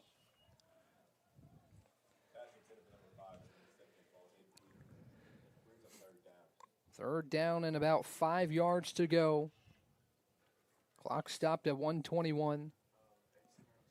And remember, Brevard gets the ball after halftime, so if the Tornadoes can put something together here, get points on the board, can cut it to a one-possession game out of the break. We'll see if the Tornadoes have that near the end of this first half. Got to convert this third down first. Don't want to get too ahead of ourselves. Simpkins and Pringle the fourth to the left. LaTron Jackson the right. Tucker comes in motion. Quinn, 2-step drop, but he is rocked. Got it away. I think that arm was in a forward motion, and it was, so it's called incomplete, but it'll be fourth down. Number 97 of the Canes just buried him. Latrasky Presley was there as well as Austin Hobson. And it's 4th and 5. Brevard will punt.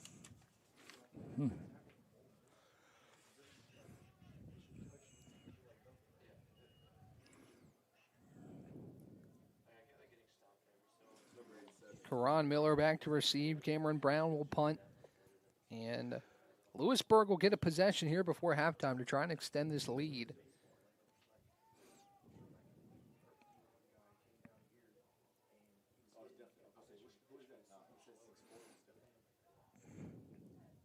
Snap back to Brown, pressure coming again, but Brown gets a really nice kick away down the right sideline. It will take a Brevard bounce all the way inside the 20, down to about the 15. Cameron Brown, tip your cap to him.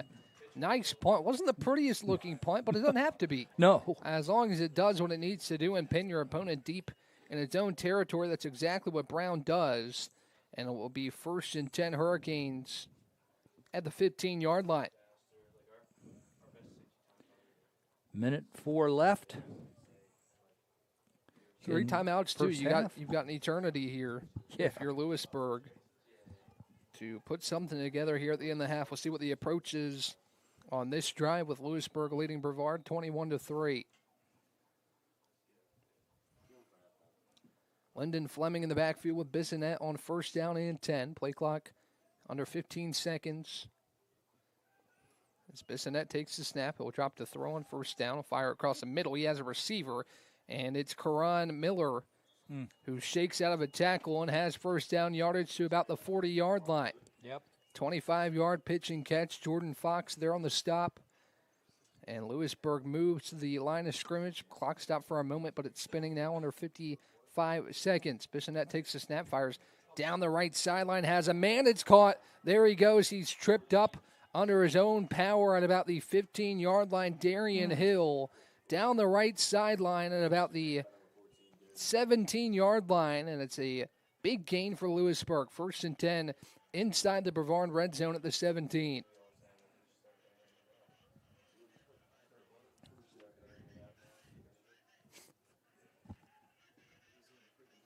So they're going to move him back to about the 25. He must have stepped out down on that far sideline. Nonetheless, good gain between Bissonette and Darian Hill.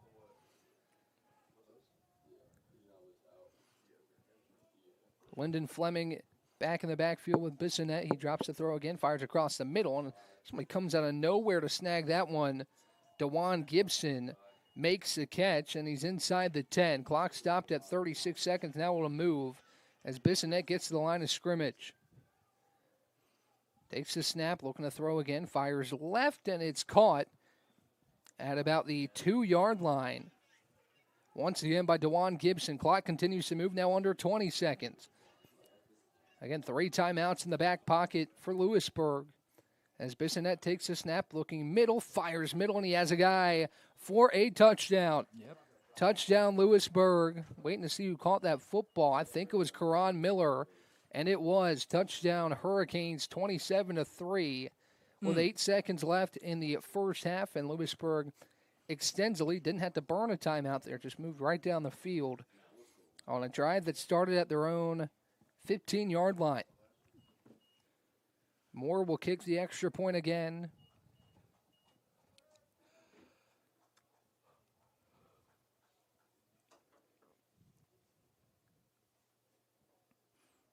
It's a good snap, good hold. The kick is up, and the kick is good.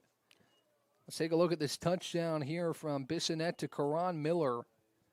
Another one just right over the middle. Good hard throw by Bissonette to find his receiver, Karan Miller. And just 8 seconds before half, Lewisburg extends the lead to 28-3. Jason Carroll to kick it away. Yeah, the Tornadoes got a lot of work to do when they go in the locker room here at halftime. They've got to get refocused, and they come out and get the ball. Let's make this distinguishment, too. This Lewisburg team is full of guys that are going D1 or did go D1, and it's a JUCO, so yeah. A lot of talent, a lot of athleticism on this Lewisburg sideline. And Brevard has not looked out of place. I think that's important to say. Lewisburg has just been able to find the end zone early and often, but Brevard has looked the part in competing in this contest as Tucker takes the return. Clock under 5 seconds. Tucker stays on his feet, keeps the legs moving. There goes Ion Tucker, and he's taken down. The clock will expire, and Tucker almost got loose and didn't have too many men to beat on the back end of that kick return. A good return, but it will not matter as we head to halftime. Great 28-3, Lewisburg leads. And we'll take a break and be back after halftime. We'll talk to you on the other side. Earthling Coffee, we're not just brewing drinks, we're crafting experiences that are truly out of this world. From our amazing lattes, made with our exclusive Event Horizon espresso, roasted right here in the Pisgah Forest, to our custom energy drinks, powered by plants and coffee beans, without the crazy chemicals the big guys use. Earthling Coffee isn't just another stop, it's your launchpad for adventure, community, and flavour beyond the stars. Earthling Coffee. So what can we get crafting for you today?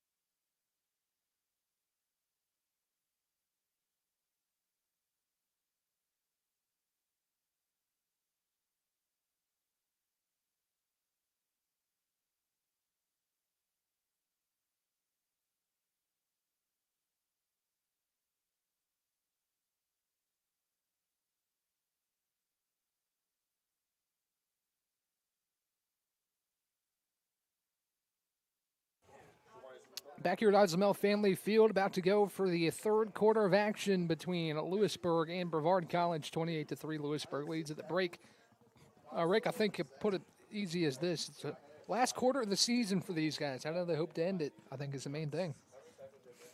Yeah, it's going to be this is their last game for the year, and you're going to leave it, not going to leave anything out there. You're going to go out and put it. It's what the coach told them in the locker room. Don't leave anything on the field. And on that note, Brevard, the Elders will finish their season here at home next week. Yep. It will be Brevard and North Carolina Wesleyan to close out the 2025 season. It's weird that feels like just yesterday we were coming to the press box for the first time here at Islamel Family Field, and tomorrow, or not tomorrow, but next week, will be the last time, at least for a little bit, until lacrosse season that will be up here in the booth at Islamel Family Field. So looking forward to that and looking forward to this second half as Lewisburg will kick it away to Brevard to start this third quarter of play. Sun's starting to set a little bit as the lights are on. Might get into Little twilight? a little twilight here. Be a good look. And That's right. It's our first game picturesque. under normal, no more setting the clock. Exactly. Back to Pringle goes the kick inside the 10-yard line. Herbert Pringle, the fourth across the 20, across the 25 to the 30. Down the right sideline, there he goes. Across the 50, he cuts back and he's wrangled down at the 30-yard line of Lewisburg. And a great return by the elusive Herbert Pringle, the fourth. Great run. Herbert out of Wake Forest, North Carolina. Yeah, we saw him. He had that breakout game against Greensboro in the first game of the season. He spent some time with the Elders, but he's back here today with the Futures. And he sets up Brevard well for the first drive of the second half with 14:47 to go in the third quarter. New quarterback in for the Tornado. Actually, it's just Sigler back in the game with Ledford in the backfield. 3 receivers to the left of the formation. Shywan Grant out there. Jake Bruni and Herbert Pringle, the fourth to the left. What? Now whistles before the snap, and I think Brevard's going to burn a timeout. Yep. And I think that's something, Rick, that will come with time. Is just awareness of the play clock. Yep. And how much time you have to get to the line of scrimmage and get that snap off. We'll take a 30-second break with them. When we come back, it'll be 1st and 10 Tornadoes at the 30-yard line of Lewisburg. Bow time. It's not just football season. It's tailgate season. And this season includes every kind of football. Crispy. Will you accept this leg? And everything that's not. Because it doesn't matter where you tailgate, with crispy hand-breaded chicken and scratch-made biscuits. It's her! You're not just tailgating. You're tailgating like a legend. It's bow time. Order your tailgate box in the Bojangles app today. Back here at Islamel Family Field, 1st and 10 Tornadoes after the timeout. Probably didn't love using that one before the first play of the quarter, but nonetheless, 1st and 10 Tornadoes as Sigler motions Ledford to his left hip, puts Bruni in formation. It's a designed run for Sigler, who bursts to the left side, and he breaks the 30-yard line. He's to about the 29 before he's taken down, and it will be 2nd and 9. Sigler had a rushing touchdown for the Elders earlier this season, so certainly a dual-threat quarterback. And a designed run for him there on 1st down. Instead, Houston makes the stop.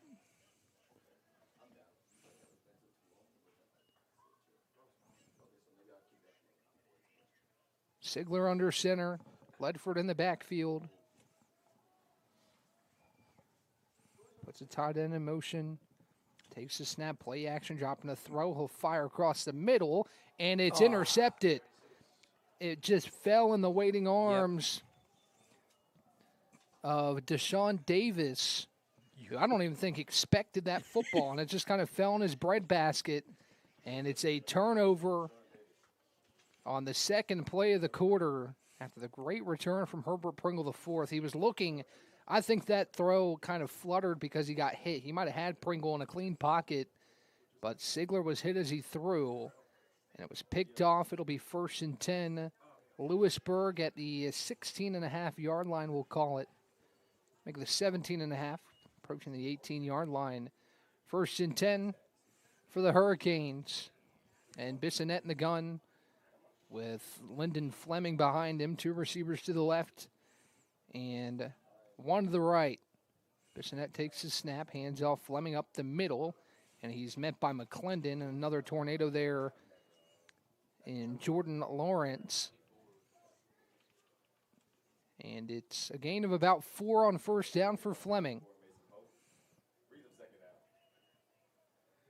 As the clock spins, 13.5 to go in this 3rd quarter.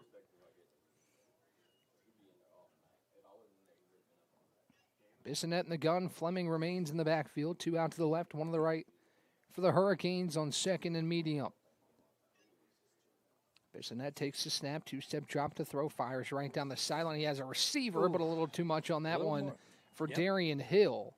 And Hill might have still been running if that ball was on the money. It's incomplete, and it'll set up 3rd down. We've seen those two connect multiple times today, not that time, as it will be a 3rd and 6. Clock stopped at 13:14 to go in the 3rd quarter.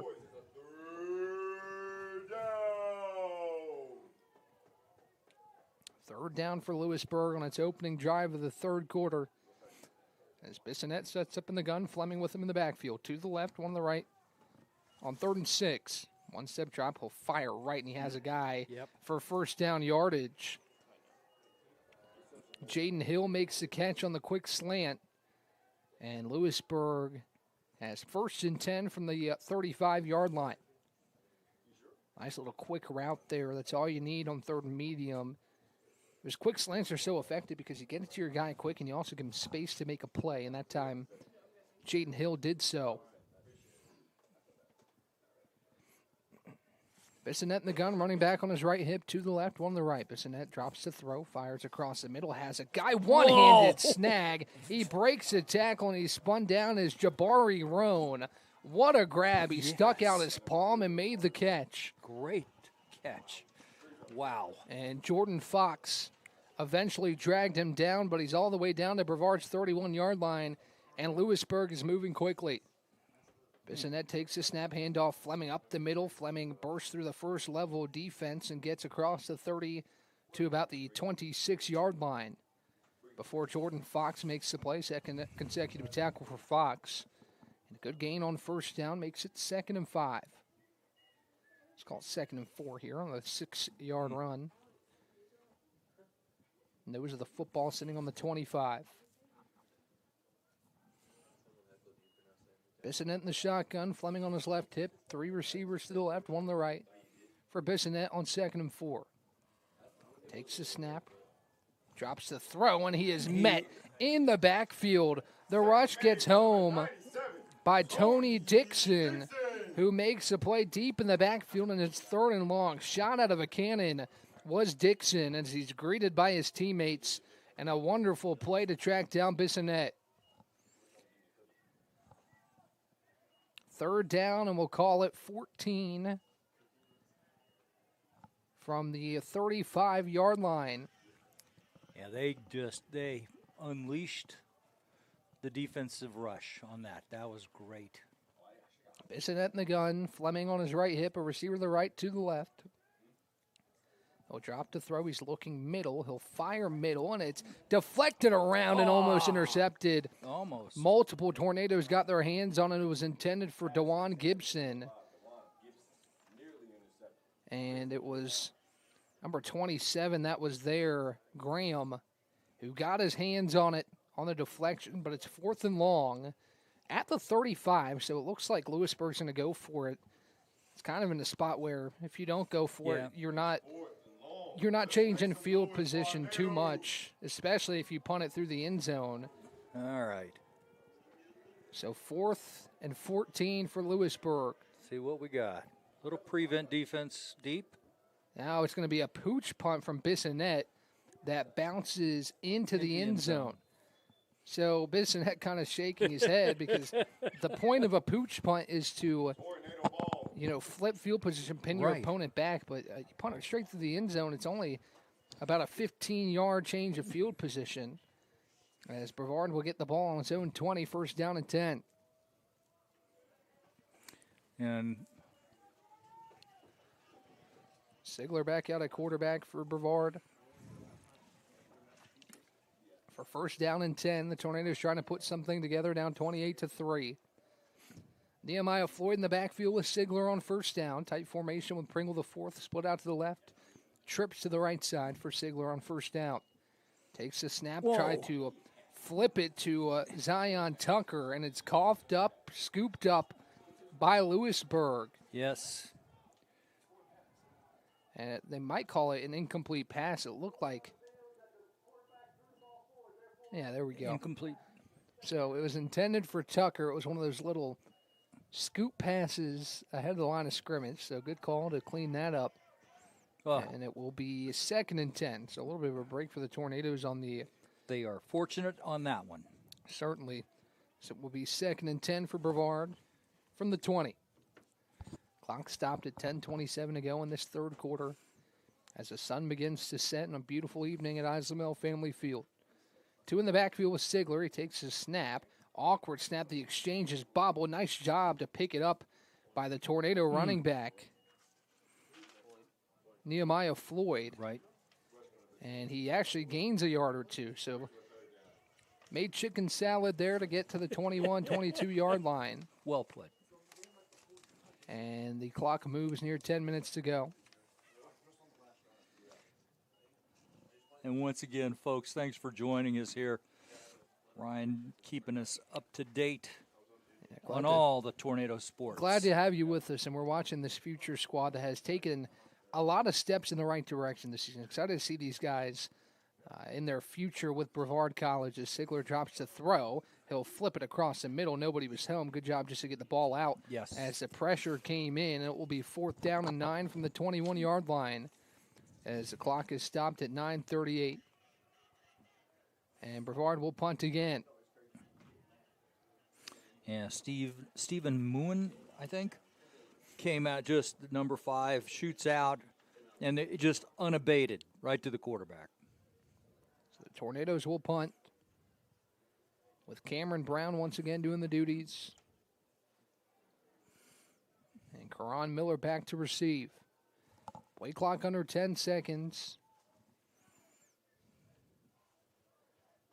As Brown fields the snap, pressure coming in again, and Brown able to get the ball away to Miller. It bounces across the 50, and Miller picks it up on the sideline at about the 40-yard line, where it will be Lewisburg football, 1st and 10 at its own 40. Again, Brown has been facing immense pressure all day long, and I think he's doing a great job just to get the punt away, just to flip field position as best he can. You're not going to have the time to get the exact punt that you want, but he's done a nice job punting that one from inside his 10-yard line and got it all the way to the Lewisburg 40. I give the young man credit. He's really getting the pressure. Most definitely. So 1st and 10, Lewisburg. Bissonette back in at quarterback. Got a new running back joining him in the backfield. And number 24, Jazir Griffin. 2 receivers to the left, to the right. For Bissonette on 1st down, he takes the shotgun snap, drops the throw, spinning around in the pocket, pressure coming in, ball is out. Who hopped on it? It looks like there's a lineman there. There's 3 Tornadoes on top of it. And Lewisburg is going to come out with the football. As Trayvon Harrington-Heaton applied the pressure and got back there. Nice job by the offensive line of Lewisburg to have the wherewithal and Victor Cruz to hop on that football. But another sack for this defensive line that's been active all day. And as I mentioned, Rick, you see the athleticism from Lewisburg. You see the talent. But Brevard does not look out of place. So you look at the score and you might think, oh, they're down 28-3. Lewisburg, it's just that much better. Yes. I think Brevard has shown that it can has hang the with talent them. to stick around Yep. in this game, although things have not gone exactly how they wanted it to. 2 receivers to the left and right. Jazir Griffin in the backfield. The big Griffin takes the handoff, races right side. Griffin has space, and he gets back near the initial line of scrimmage to about the 39-yard line. Griffin, a big running back there for Lewisburg, 6'2", 210, as he totes it for about 9 yards to the 39. Near halfway gone here in this third quarter. No teams have crack the scoreboard yet, and it's 3rd and long for Lewisburg, a chance for the Tornado defense to get off the field. 2 to the right, 2 to the left.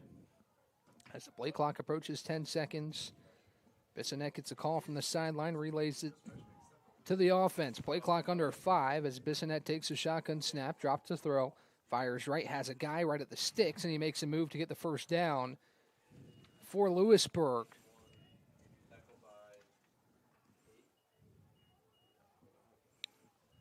So first down for the Hurricanes across the 50 to about the 47-yard line.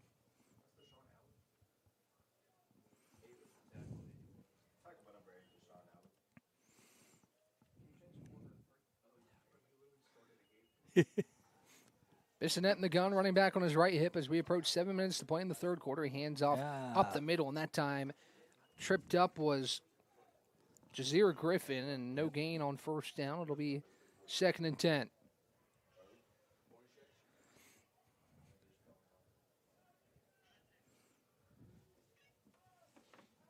No gain for Griffin on first down. 2nd and long for Lewisburg, who's content to kind of just take their time here with this multi-score lead in the third quarter.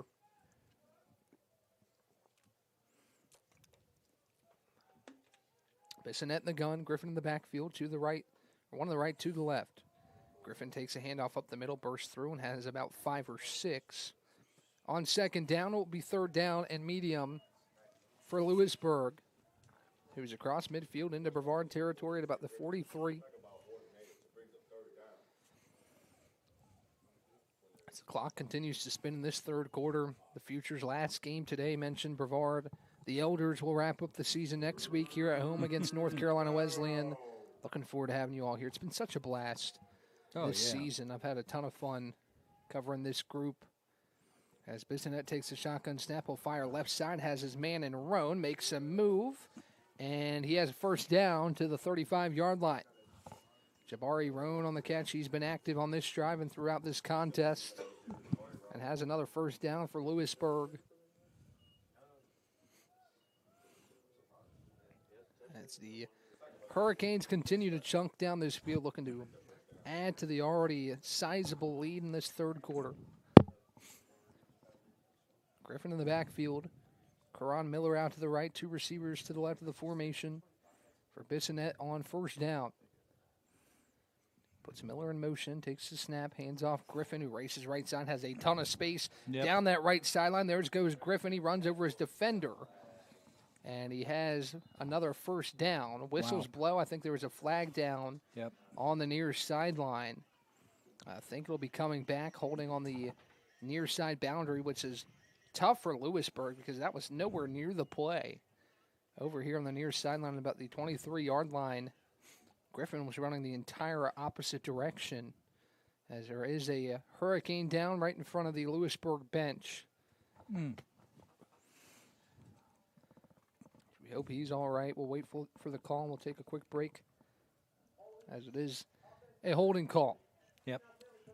So we'll move Lewisburg back 10-yard penalty from the spot of the foul, so we'll put him probably back at about the 32, 33-yard line. But while that Hurricane on the far side gets checked out, we'll take a break and be right back.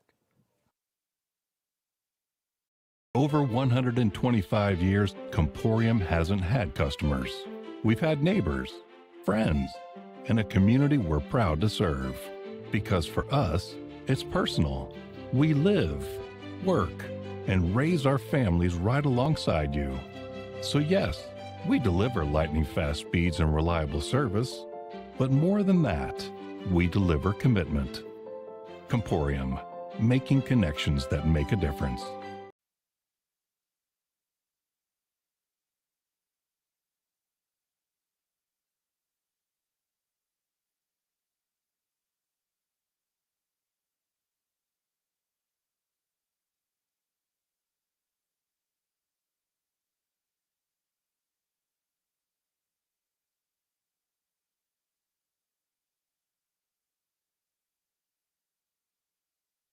Victor Cruz was the shaken up Hurricane, and the holding penalty moves Lewisburg back to the Brevard 32. Bissonette drops the throw, fires right side, incomplete, intended for Miller, but there come the flags.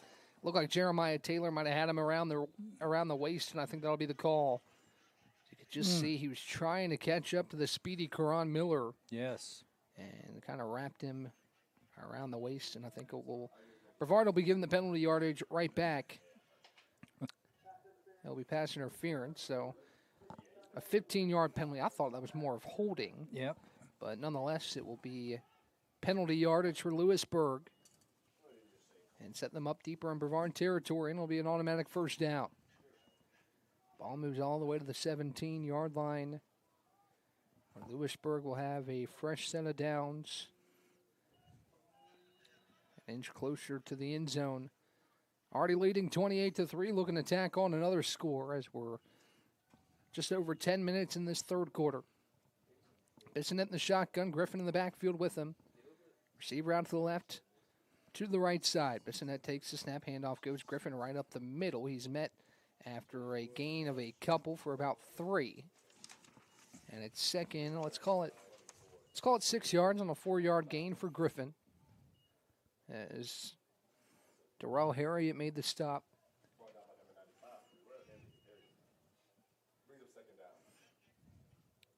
Clock spinning towards 4 minutes to go in the third quarter.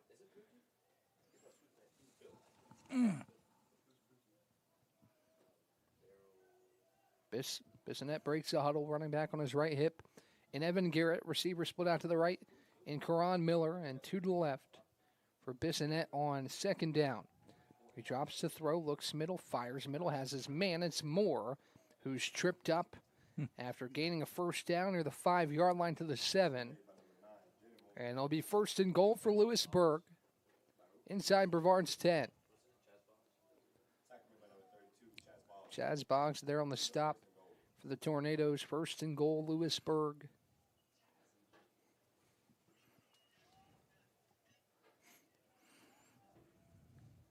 As Garrett stands in the backfield with Bissonette on first and goal.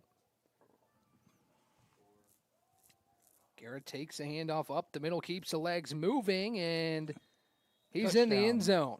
Flag in the backfield, however. Yep. And number 70 standing there looking like he might be the guilty party. And Jaleel Winfield.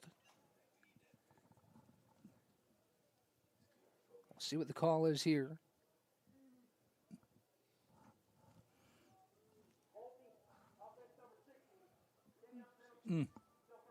So the penalty is called on Sean Mitchell. Wow. And it will move the Hurricanes back outside the 15 to about the 17. So a costly penalty there. It will still be first and goal, but you wipe that touchdown away. And it's first and goal. Clock spins under 3 minutes to go. Griffin back in the backfield. 2 receivers to the right, and Roan and Miller. And 2 to the left for Bissonette on first and goal. Takes the snap, handoff goes to Griffin. Griffin up the middle. He's met by a host of Tornadoes. After a short gain, Trayvon Harrington Heat in there first on the stop. And it will be second down and goal from we'll call it the 18-yard line.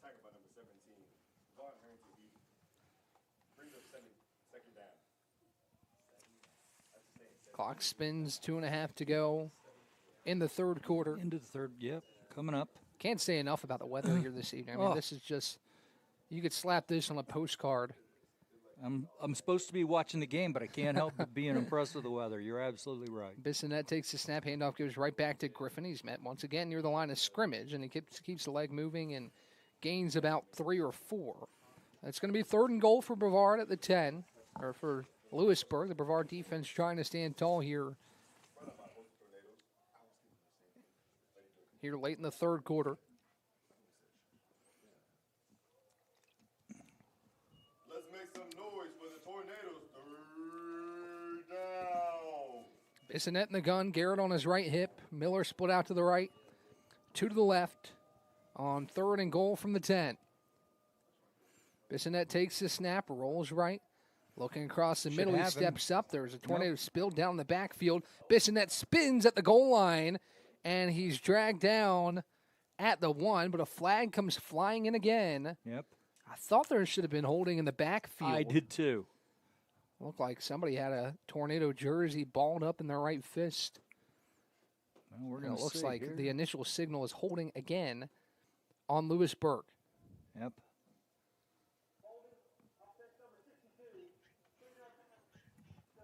This time, Bowden Critchfield, the guilty party, and it will move Lewisburg back once again, and it will still be 3rd down and goal from the 20. My goodness, they're just big gentlemen. I want to say They're big boys. certainly- I'm looking at the gentleman who got called for the penalty, Bowden Critchfield, 315, 6'4". My goodness. You can't teach size, can you? No, you cannot teach size. Bissonette takes the shotgun snap, drops the throw, fires left side. Jump ball in the end zone, and it's incomplete. Intended for Jaden Lovett. It went right through his hands. He had a touchdown in his hands, but it's incomplete. And the clock is stopped at 58 seconds. Frazier there on the coverage. And it's 4th down from the 20-yard line. And the signs point to Lewisburg staying on the field here.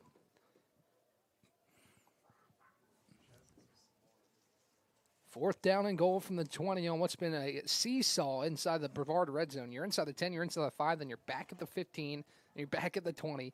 It's been an interesting drive here for Lewisburg, trying to end it with a touchdown. Bissonette drops the throw, looking right, fires right to the end zone, a jump ball, and it's incomplete, broken up by the Tornadoes. Good job. In the end zone, intended for Karan Miller. And broken up on 4th down. It's a turnover on downs. Jason Washington breaks it up. And Brevard takes over on its own 20-yard line. Really nice job by that Tornado defense. That was really well played. Talked about the growth of this team, and I don't think that's a stop they get earlier in the season. You know, you look at the score, and it's always important to find the silver linings. I think the silver linings is this team has become more of a unit. You know, coming in first game, it's your first time playing with these guys outside of practice. And there was some growing pains. There was some time to mesh, and I think now you're really seeing what these guys can do, especially later in their college careers next year with the Elders and so on and so forth. As Sigler motions a running back out of the backfield to the left side of the formation, 2 receivers split out to the right on 1st down. Now Ledford back in the backfield on the right hip of Sigler. Takes the snap, handoff goes to Ledford, and he's tripped up for a loss. Right. And a Tornado down on the turf here.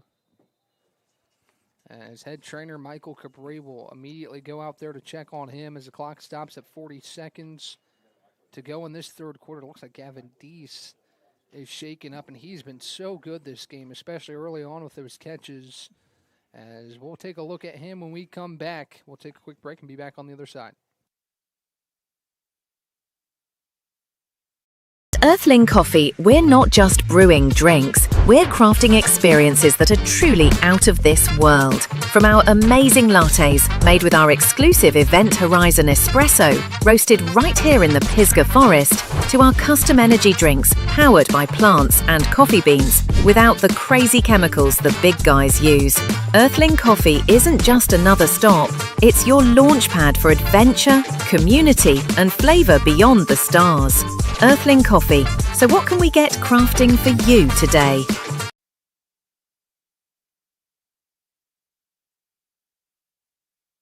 Back here at Isabel Family Field, 40 seconds left here in this 3rd quarter. As Gavin Deese is helped to the sideline. Mentioned he's had a really nice game. That tight end has been excellent as the clock spins under 35 seconds. Sigler in the gun, a receiver to the right, to the left here on 2nd down and long. He puts Tucker in motion, will roll right and step up in the pocket, fires right. It's intercepted at the 25-yard line. Tykorian Gist comes back to the football and creates a turnover at Brevard's 25-yard line. Pass was attempted for Simpkins. It floated in the air, getting the pressure on Sigler. He couldn't get out of it. And it might have been there with a clean pocket again, but that time he just couldn't get it away cleanly. And Lewisburg will take over at Brevard's 25.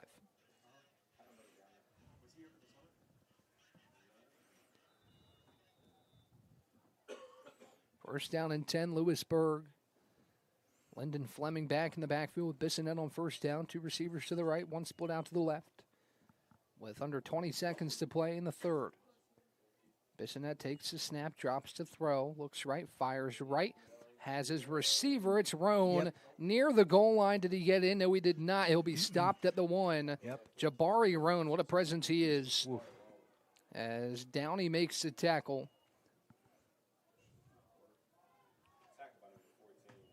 And that will take us to the end of the third quarter. When we come back, it'll be 1st and goal Lewisburg from the 1-yard line after a scoreless third. We'll talk to you on the other side. Bow time. It's not just football season. It's tailgate season. And this season includes every kind of football. Crispy. Will you accept this leg? And everything that's not.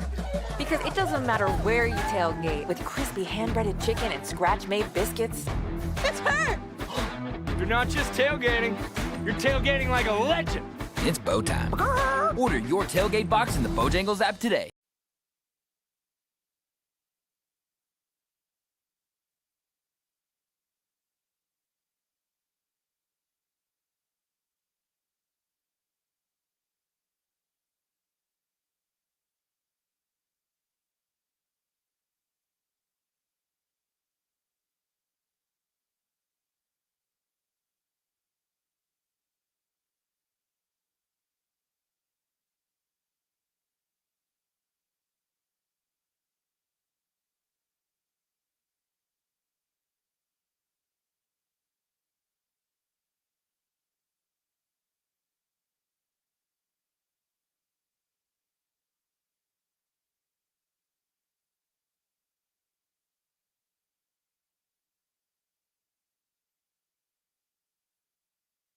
I just hang around. Back here, 1st and goal from the 1-yard line. Bissonette all alone in the gun with Roan tight to the formation. Maybe looks like Roan might take a direct snap. He will. Brevard creates some push up front. Roan keeps the legs churning, and he stopped at the 1-yard line. That's a big guy to stop there in the middle, and Brevard stands him up. It'll be 2nd and goal from, we'll call it the half-yard line. That was a big stop because those are, and here we go Roan again. right back under center.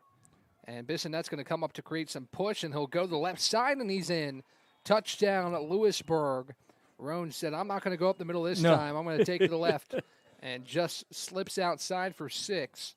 And it's 34-3 pending the extra point. I think we all kind of thought of the tush push coming right there. But no, he had the guy behind him and everything, but he went to the left and kind of threw everybody off. That was great. What a joy Jabari Roan has been to watch today. He's made a ton of plays as Jesse Veens in to do the extra point. We've seen more mostly today. Veens will kick it this time to try and cap off a shortened drive due to the interception that set up Lewisburg well at Brevard's 25. And this time they find Pater at the snaps back. The kick is good, but Jeremiah Taylor came screaming off the edge and almost got a piece of that one. Let's take a look at this little run here from Roan. He's just under center and didn't try to go up the middle that time. He snuck to the left side of the line and found his way across the goal line. 35-3 Lewisburg. The first score of the second half. Both teams have done a nice job defensively to stand tall and not allow the other to get any breathing room. And Brevard did a really nice job on that drive that went deep into their own territory and helped out by a couple Lewisburg penalties. But again, Rick, I've harped on it a lot today. You see the improvement from these guys, and you see how much they've meshed throughout the year. Well, and I'm impressed with they've truly. The score may not. You may, if you're tuning in and you say that, say, Rick, what are you talking about? But we've held our own. The Tornadoes have looked good. These are kids growing up on the field, and it really is interesting and rewarding to watch. Jason Carroll will kick it away here with Pringle the fourth and Zion Tucker back to receive a short line drive kick that goes to Jake Bruni, the up man. Bruni trying to find some space. He'll sprint to the right side and get across 35 to the 40, and he maybe gets a little bit more there as a little commotion there at midfield. My eyes were going the opposite direction, but no flags.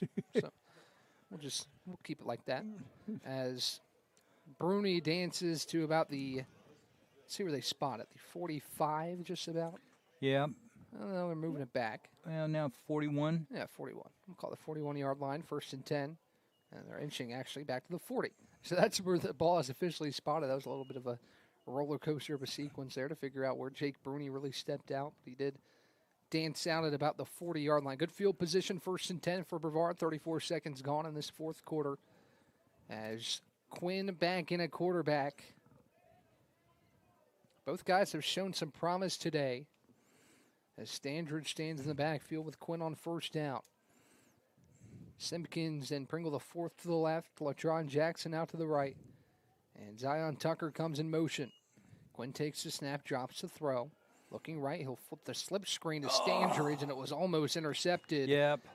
On a dangerous pass.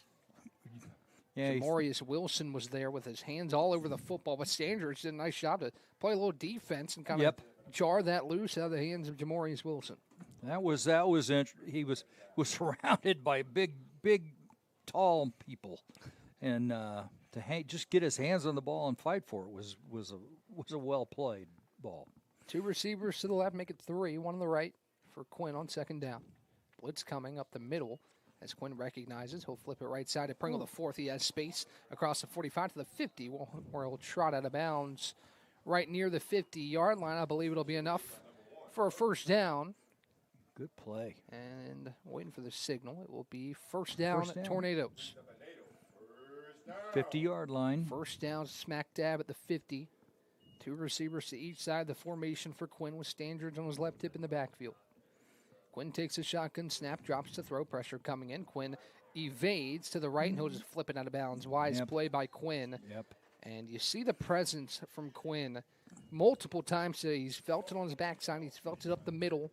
And that time he makes a nice play. I think even more heads-up play to get out of the pocket to throw that ball out of bounds. Because if he stayed in that little pocket right there, that would have been grounding, but he was able to get outside. No, he had. And then, you said it. He had the presence of mind to get out there and get rid of it. And to the uninitiated, you wouldn't know. You might not see what he was trying to do.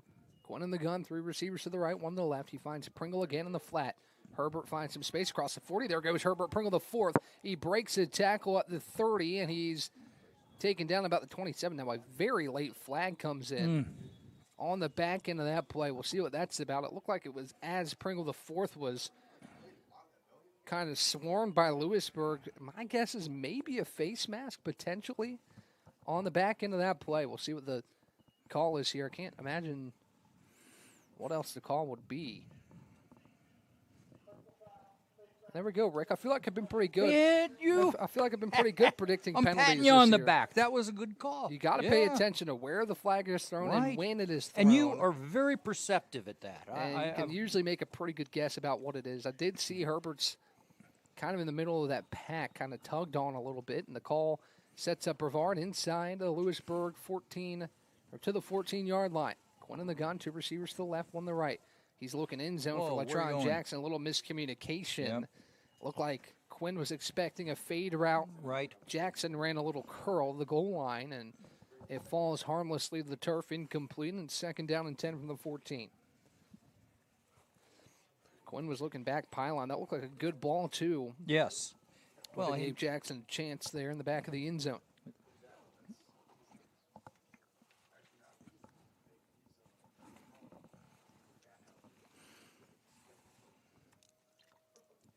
Second and goal for the Tornadoes.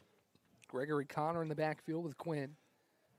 2 receivers to the right and left as Tucker comes in motion to the left side for Quinn on 2nd down. 2-step drop to throw, looking middle, fires middle. Nice. And incomplete, intended for Herbert Pringle the 4th. He had him, but good defense to jar it loose, and it's 3rd down and 10. Yes. He hit him right in the hands. He had it right there, and nice hit by the Canes. Yeah, Morton Berry broke it up. And it's 3rd and long for the Tornadoes inside the Lewisburg 15-yard line. Brevard looking to get a score on the board here. Yep.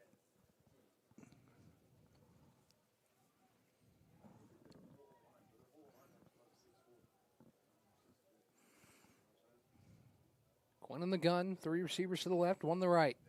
Quinn drops to throw. Looks left, fires left in the end zone. Yes! There's Herbert Pringle, There the you fourth. go. Back Yes. pylon on the left side. A wonderful throw from Quinn, and he finds Herbert Pringle, the fourth, for 6. That may have been the previous play, except to the other side. You know it? And what a throw from Yes. Quinn. Cross body in stride to Herbert Pringle, the fourth, and the Tornadoes back on the board. It's 35-9. That was, yeah. Because that's where he threw it to the corner on the right side the last time, and the guy wasn't there, and we were talking about miscommunication. But that was perfect. I just witnessed an offensive lineman doing the worm. Oh, Lord. Here on the sideline. So the Tornadoes having fun here in the season finale. As McCarron out to kick the extra point. Snap back, hold his back, and now a flag. We have flags down.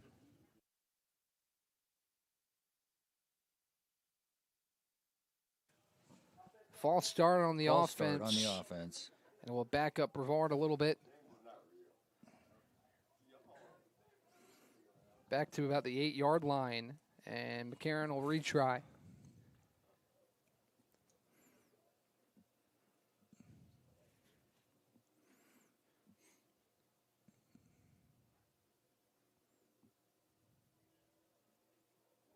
Snap is back. The hold is down. The kick is up. A line drive kick. Yes. That is good. 35-10. Lewisburg, as we'll take a look at All this impressive connection from Quinn to Herbert Pringle, the fourth. Just a crosser route to the back pylon. And Quinn found him for 6. And Brevard back on the board. It's 35-10. Still a sizable lead for Lewisburg. But again, it's all about the positives from this squad. And as I mentioned all day, Brevard, you look at these two sides, you're like, wow, Lewisburg has passed the eye test in terms of the guys they have, the height, the weight, the athleticism. And disregard the score here, Rick. I think the Tornadoes have looked like they belong in this battle today, despite the lopsided score. I think the Tornadoes have certainly given Lewisburg a little bit of a battle today. Yes, indeed. They got nothing to be ashamed of. 13:03 to go in the fourth.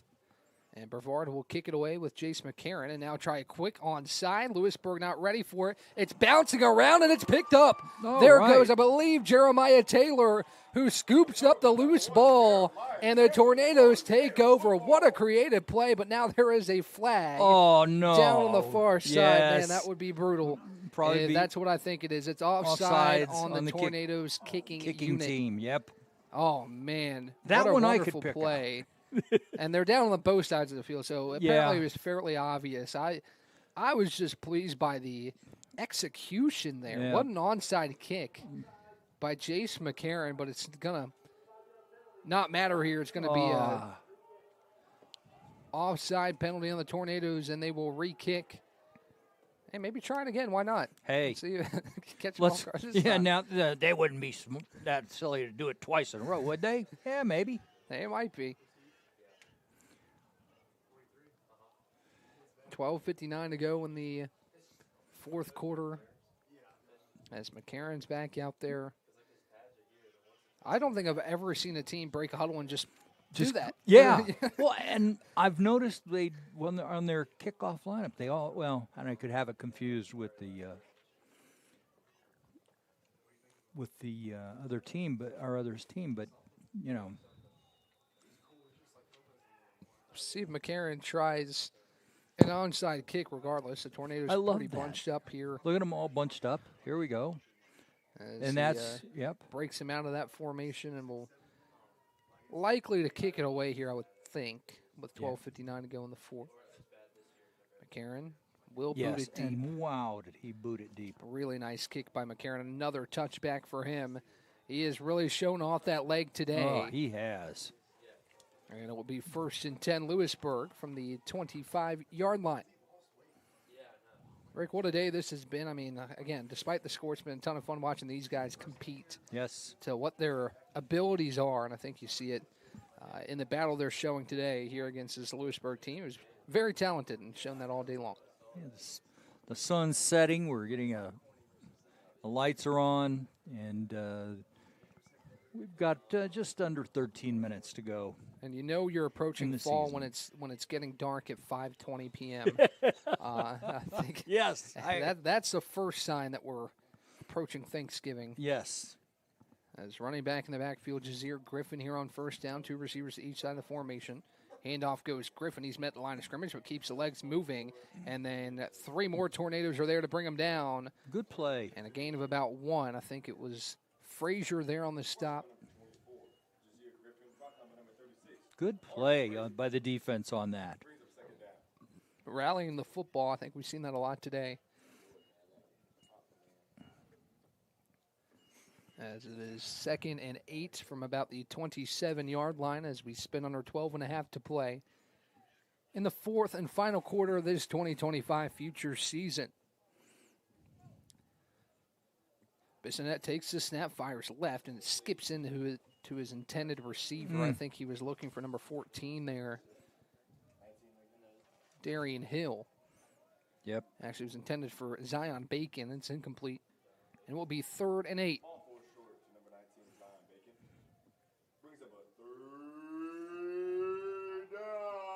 Third down here for Lewisburg. Brevard trying to get off the field and get the ball back with just over 12 minutes to go. Bissonette in the gun.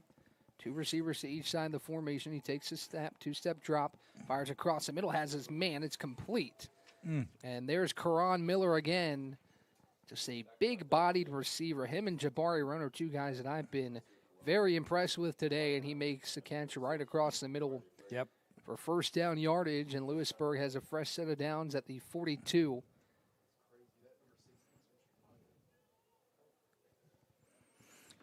As we approach 11.5 to play in this 4th quarter. Been a fun one today. Glad you guys have decided to join us here on this Sunday evening. It's Bissonette in the gun, Griffin in the backfield. 1-step drop, he fires right, and it's caught. I think the knee went down. Yep. Bacon makes the grab for about 5 or 6 yards to the 47.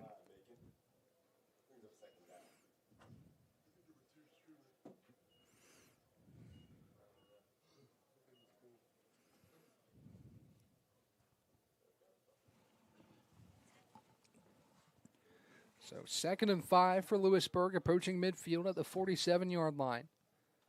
Bissonette in the gun, 2 receivers to each side of the formation with Griffin in the backfield. Handoff goes Griffin. He races to the left side, breaks to the first line of defense. He's tripped up by number 46, Chase Radford. And it's enough for a first down into the Brevard territory at about the 48-yard line. As Radford makes the play, and Lewisburg continues to chunk away down the field here, approaching 10 minutes left here in the 4th quarter. Again, stay tuned this week. I mentioned we've got Tornado Talk tomorrow, and that'll be a lot of fun. Somebody show. want to catch that? What is there a special time to tune in to catch it live? Or 7 o'clock to 8 o'clock live on our YouTube channel. Outstanding. So go check that out as the handoff goes right back to Griffin. He's tripped up near the line of scrimmage and falls forward for a gain of about 2. As it looks like Amir Campbell was there with the hit. But yeah, that'll be a lot of fun. Going to talk to Lee Burgess about the basketball season. We're going to start with women's soccer and recap. Yesterday? Recap that game with Juan Mascaro Jr. And also talk to Lily Teague, who essentially had the game-winning, well, she did have the game-winning penalty kick. Yes. That sent Brevard as a USA South Conference championship. This one flipped out to the right side, a lot of space, and racing towards the end zone is Rasheed Jones, and he will score. Yes, he does. Makes a move, 1 cutback, and that's all he had to do to find the end zone. A 46-yard pitch and catch to the speedy Rasheed Jones, and it's 41-10. Man, that happened quickly. Yes, it did. Like a lightning bolt out of the backfield was Rasheed Jones. You flip it out to him in space, and he's going to go find the end zone for 6 to make it 41-10, pending the extra point. Veens back out there to kick.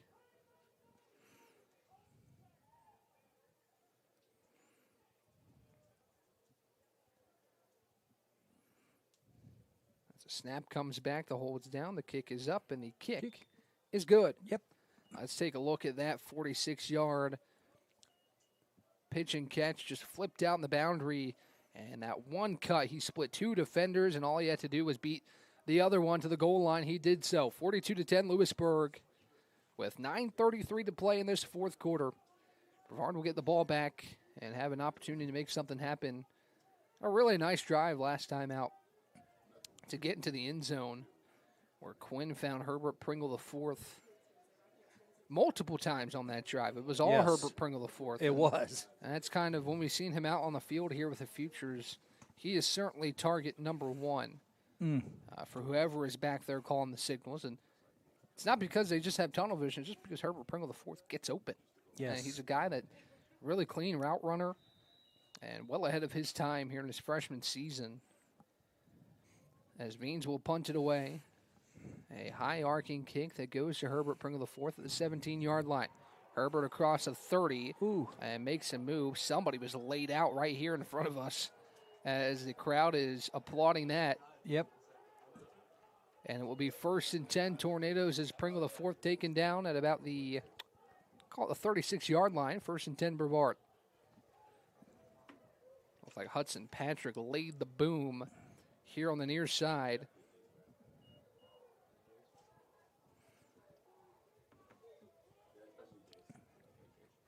And Quinn back in at quarterback with 9:25 to play.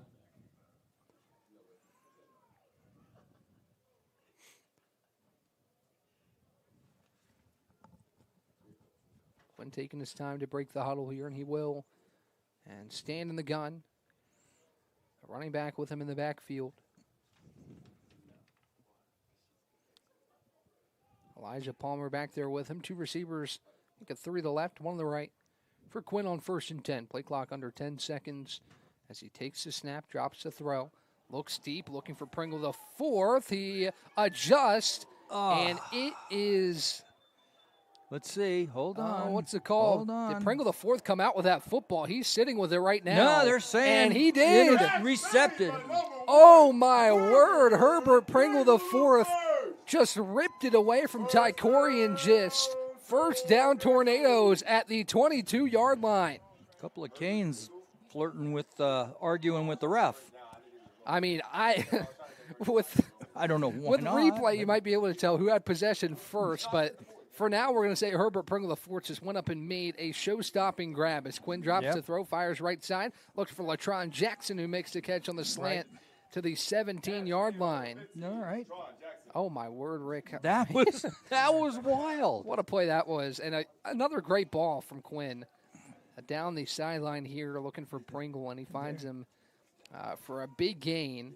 And it's 2nd and 3 for the Tornadoes. As Quinn takes his snap, looks left, fires left, looking for Simpkins, and incomplete. A lot of contact, but I think it was well-timed contact right as the ball got there. And it will be 3rd and 3. Kamal James applied the coverage. Clock stopped at 8:16. 3rd and 3 for the Tornadoes at Lewisburg 17-yard line. On the play before, you saw a lot of separation there. The running back for the Tornadoes, and who's I looked at the name and now I've forgotten what it was. Whistles. But it was just well done.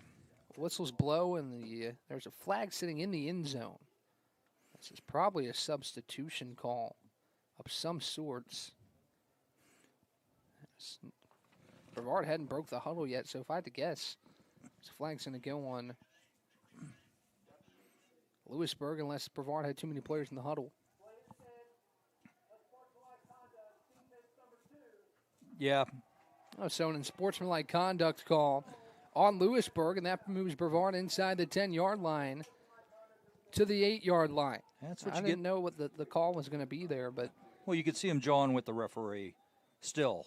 After that catch, the 4th, Tykorian just called for unsportsmanlike conduct as Quinn puts Zion Tucker in motion, drops the throw, looks middle, fires middle. It's incomplete off the hands of Latron Jackson, and it's 2nd and goal.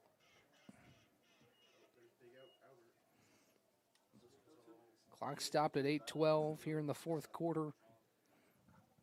Brevard trails 42-10, but it doesn't feel that way, Rick. I mean, no. There's a lot of energy, a lot of really nice plays, including that grab from Herbert Pringle for the man.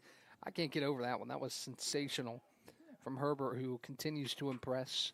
Amari Short Mallory, he keeps finding some space, and he's lining up in the slot on this side. I don't want to curse him. Zion Tucker motions to the right side of the formation. Quinn takes his snap. Fires right side, looking for Tucker. He was run over, and there comes a flag. Yeah. Oh, that was, yeah. They don't get much more I think Tucker drew obvious. that a little bit. He was trying to come back to the football, and Kamal James, who was full steam ahead, just plowed him over. And that's going to put the ball inside the 5. Yep. Ball's placed at the 2. The foul occurred in the end zone. So Brevard first and goal from the 2.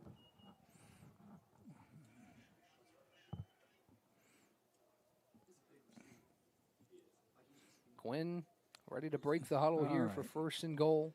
And I'm curious to see if he runs, if he's going to run at that big defensive line. He's got Elijah Palmer deep in the backfield, a receiver to the right and left of the formation here on first and goal.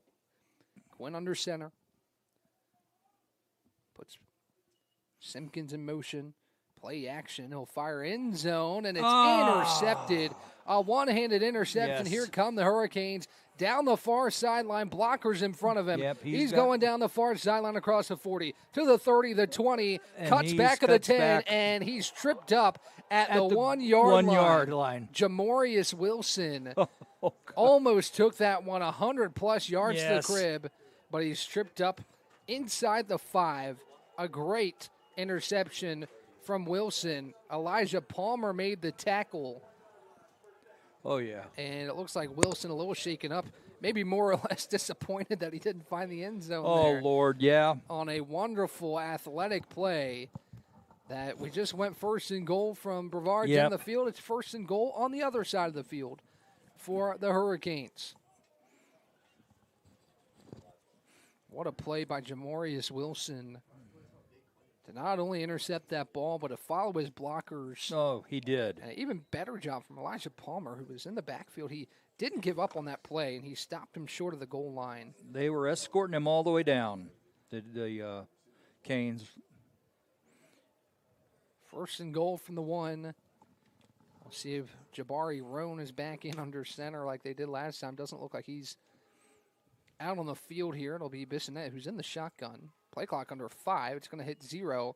Bissonnette will get the snap off and throw left side, looking in the end zone, incomplete. Good coverage. Yep. On the breakup by Sean Allen. And it's second and goal. I think that was a little bit more improv from Bissonnette just to get the line of scrimmage, get that snap off. Clock stopped at 7:38, second and goal from the 1. Jazeer Griffin in the backfield with Bissonnette on second and goal. Play clock under 15 seconds. As Bissonnette puts a man in motion to the right side.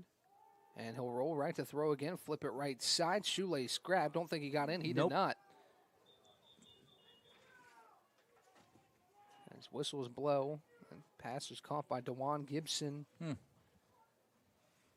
Is there a flag? I don't see one. I don't either. The officials are discussing. But he's looking like the.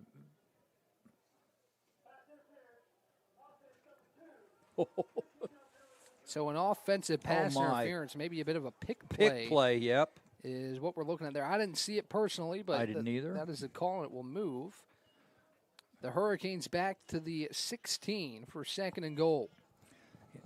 I mean, it's not uncommon to see a play like that run, but you can't be obvious about it. Yeah, usually you can be discreet about it, act like you're running your route, but if you are jumping back and forth trying to get in the way of somebody, that's pretty obvious. Second and goal from the 16 with Griffin in the backfield, 2 receivers to the right, 1 to the left. Pass flipped out wide side right. It's incomplete, intended for a Lewisburg receiver, incomplete. Third and goal from the 16, 7:11 to play. Third down. Third down for this Lewisburg offense after the wonderful play from Jamorius Wilson, who was just inches away from finding pay dirt. That's a beautiful orange sky crest. Ives Lamelfine. I know I've talked about it a lot, but is gorgeous here tonight. You're right. I'm just sitting thinking the same thing. That's how pretty how beautiful it It is. is beautiful. As Bissonette in the gun, Griffin with him in the backfield. Bissonette takes the snap, drops the throw, fires left side towards the end zone. Oh, Was it caught? No, it was No. not, but it was right off the hands of Sean Allen and almost found the hands of a hurricane. It'll be 4th and goal. nearly intercepted. It looks Right like there. Veens coming on the field to try a long field goal here. Longish, it'll be about 34 yards for Veens. Mm-hmm. But another good stand by this Brevard defense. Got help from a Lewisburg penalty. But it will be a 34-yard try for Veens. From the 16-yard line. Play clock approaching 10 seconds. Snap back, hold down, kick is up by Veens, and the kick is wide left. No good. No good. Great stand by the Brevard Yes. defense as Terrence Camp That's pumped up for huge. his team. And it will be a turnover on, or just a missed field goal. Elijah Palmer.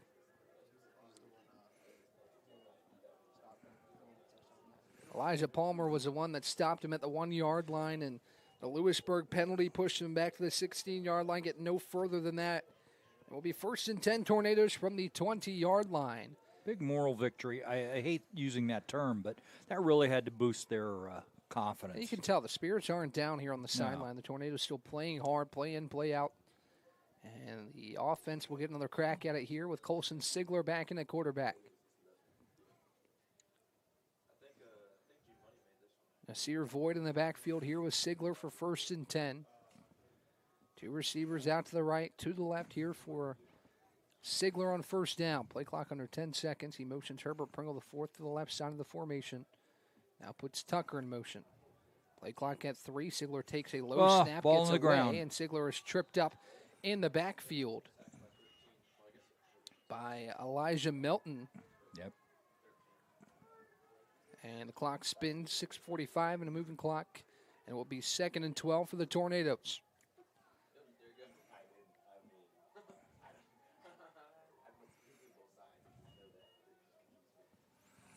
All right. Sigler back in the shotgun, Void with him in the backfield. To the left, to the right for Sigler on 2nd and long. Takes the snap, play action, steps up in the pocket, and he'll take off across the middle. There goes Colson Sigler. Yep. And he's met at the 25 by Marvin Dwyer. And it'll be 3rd down and medium. 3rd and about 5 for the Tornadoes. As Void remains in the backfield, 3 to the right, 1 to the left for Sigler on 3rd down. Takes the snap, 2-step drop to throw, pressure coming in. He's able to get it away. It floats in the air. Incomplete, intended for Zion Tucker. And it'll be 4th down and 5. Out comes the punting unit. Cameron Brown to kick it away. And give the ball back to Lewisburg here with 5:52 left in the 4th quarter.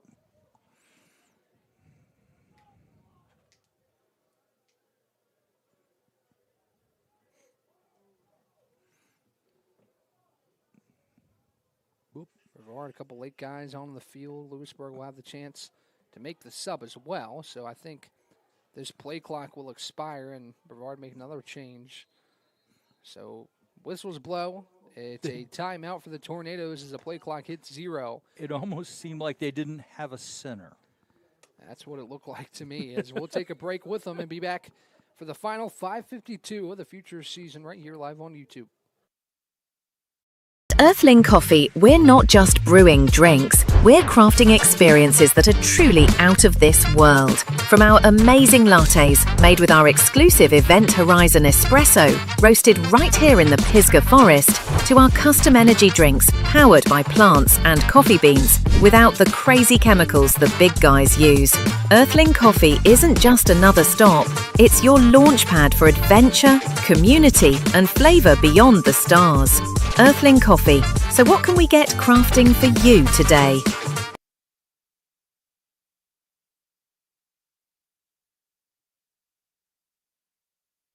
Fourth down and 5. Brevard will punt it away with 5:52 to go in the 4th.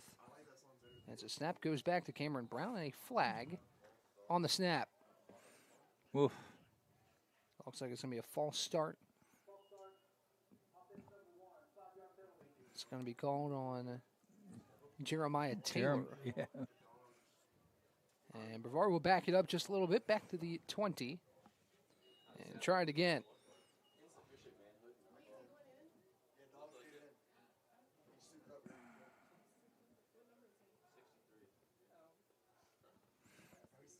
Snap back to Cameron Brown. This time he will be able to get it away. A end-over-end kick, a great kick that bounces at the 40, rolls all the way inside the 30. Now it's inside the 20, and it will be downed at the 13-yard line. Yeah. What a punt from Cameron Brown again. Not pretty. Not the prettiest punt, but it's doing what it has to do. Yes. And it's getting the bounces, it's getting the rolls, and a really nice job by Brown to pin Lewisburg deep inside its own 20-yard line. Oh.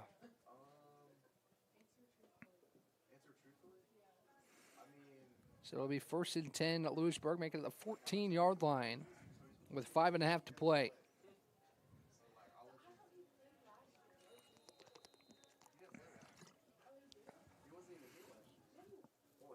First and 10, Lewisburg. Play clock under 15 seconds. Fleming in the backfield with Bissonette on first down. Handoff goes to Lyndon Fleming. He bursts across the first line of defense before he's met by Taylor and Barnes, and it will be second down, or make it first down. Good run for Fleming to pick up 10 or more, and it's out to the 25-yard line as we spin towards 5 minutes to play.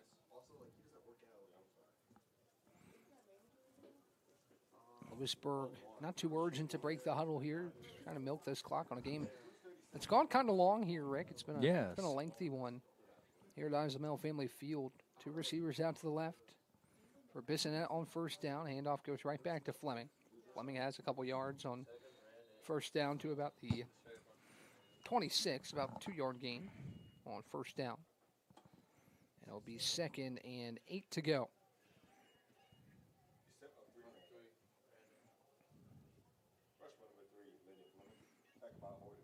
Rick, as we approach the end of this final Futures game, it's been a fun time to call these games on Sundays. Yeah. A little tough to get up in the morning, and you wish you could have a lazy Sunday, but as soon as I get here and watch these guys play and grow together, it makes it all worth it. This is a lot of fun. It really is, and it's not work. Bissonette in the gun with Fleming again in the backfield. Takes a snap, handoff goes right back to Fleming. He races left, and he is drugged down right near the line of scrimmage by a couple Tornadoes. And it's going to be 3rd and long. Paul Love there on the stop. It'll be 3rd and a long 6, we'll call it. So we're under 4 minutes to play.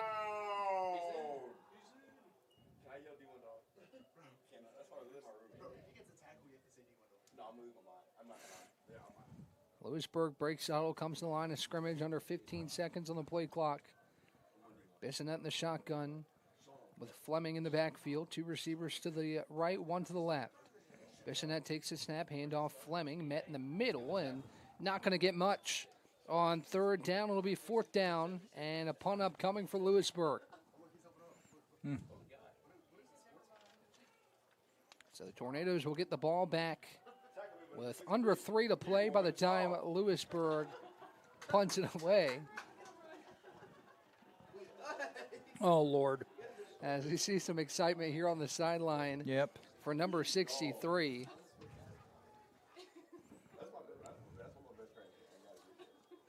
Elijah Morgan. He's having a good time.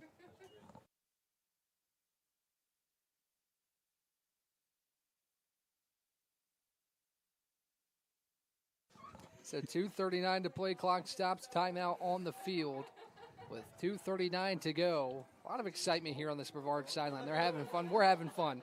And we're going to close this thing out when we come back on the other side. Bow time.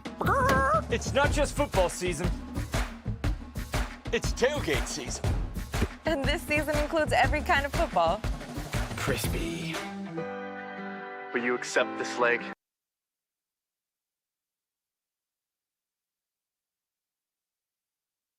That's important. Back here at Eisenmel Family Field, just got some backstory on the nickname for Elijah Morgan. He's called D1 Dog. Yep.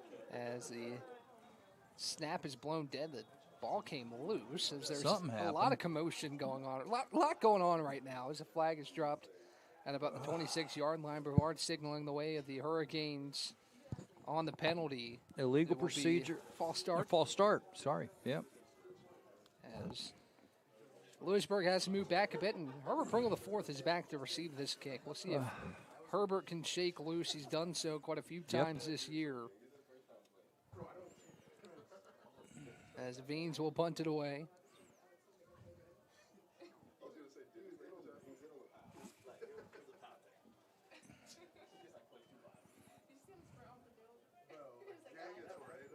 Snap back to Veens. It's a high one, but he's able to hop to it. He's going to take off. Here comes Veens to the 20. Now he's going to throw it, and it's intercepted by. What is going on? Well, I mean, this is crazy. It was intercepted by Herbert Pringle IV. It's going to be called a pass ahead of the line of scrimmage. I mean, this is crazy. Herbert Pringle IV, who was back to receive the punt, comes up like a free safety to pick off the ball on the deflection. He even does the strap. Like so, I mean, it's going to be an illegal forward pass on Lewisburg. It's a loss of down foul, so Brevard will be set up at the 19-yard line of Lewisburg. First down and 10 with 2:23 to go here in the fourth quarter. I mean, that we've seen a lot of things that are just out of the ordinary. I think that one might be the craziest. Might be. Veens, I don't even know if that was a call. Obviously, throwing the ball in front of the line of scrimmage was not in the playbook. But he decided to do it anyway. I applaud why not? I applaud it from the punter to try and make a play, and I don't think he knew really where he was at on the field. As Brevard first and 10, make it at the 25-yard line. It was from the spot of the foul, so that's why Brevard's only at the 25, not the 19, like I previously mentioned. Is Carlos Zola in at quarterback for Brevard. Takes the snap, hands off, goes to Standridge. He stood up at the line of scrimmage and spun down. As we approach the 2-minute timeout, I think that's going to be the final play before the 2-minute timeout. As Zola trots towards the sideline to get a call. Probably not going to get one here as we spin towards the 2-minute timeout. And we'll get there. 2 minutes left to play here in this future season. Can Brevard find the end zone one more time? We'll find out when we come back on the other side.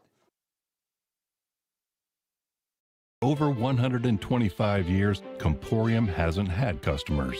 We've had neighbors, friends, and a community we're proud to serve. Because for us, it's personal. We live, work, and raise our families right alongside you.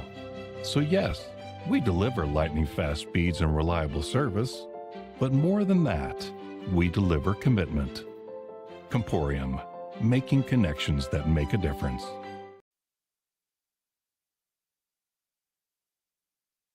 Back here at Eisenmel Family Field, if you just missed the sequence that we just experienced and missed out, I highly encourage you to scrub back maybe 2 minutes and witness what just happened. Herbert Pringle IV came down like he was Cam Chancellor on the prime Seahawks days to intercept a tipped forward pass from the Lewisburg punter. I mean, try and process that. As the Tornadoes back on the field after the two-minute timeout, 42-10. Lewisburg leads with 2 minutes to go here in the fourth and final quarter of this 2025 Futures football season. Standridge in the backfield with them, two receivers to the right, one to the left for Carlos Zola on second down and 10. Zola takes the snap. It's actually a direct snap to Standridge, who is pushed backwards, and he will go no further as he gets back towards the line of scrimmage, but it'll be a loss of 1, and it will be 3rd and 11 for Carlos Zola on this Tornado offense. Israel Hurd was there on the stop.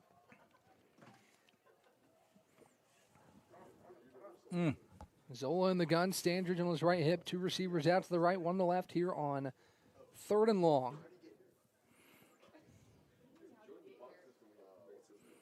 Zola takes the snap, rolls out right, looks right, fires right, up in the air towards Herbert Pringle, the fourth, and it was deflected away, incomplete. Yeah, it's out of bounds. So it'll be 4th down, and Brevard will trot out the kicker here. Jace McCarron going to try it. Hey, why not? From the 26, it will be a 44-yard field goal for McCarron and the Tornadoes here as the clock stopped at 1 minute and 12 seconds to go in the 4th.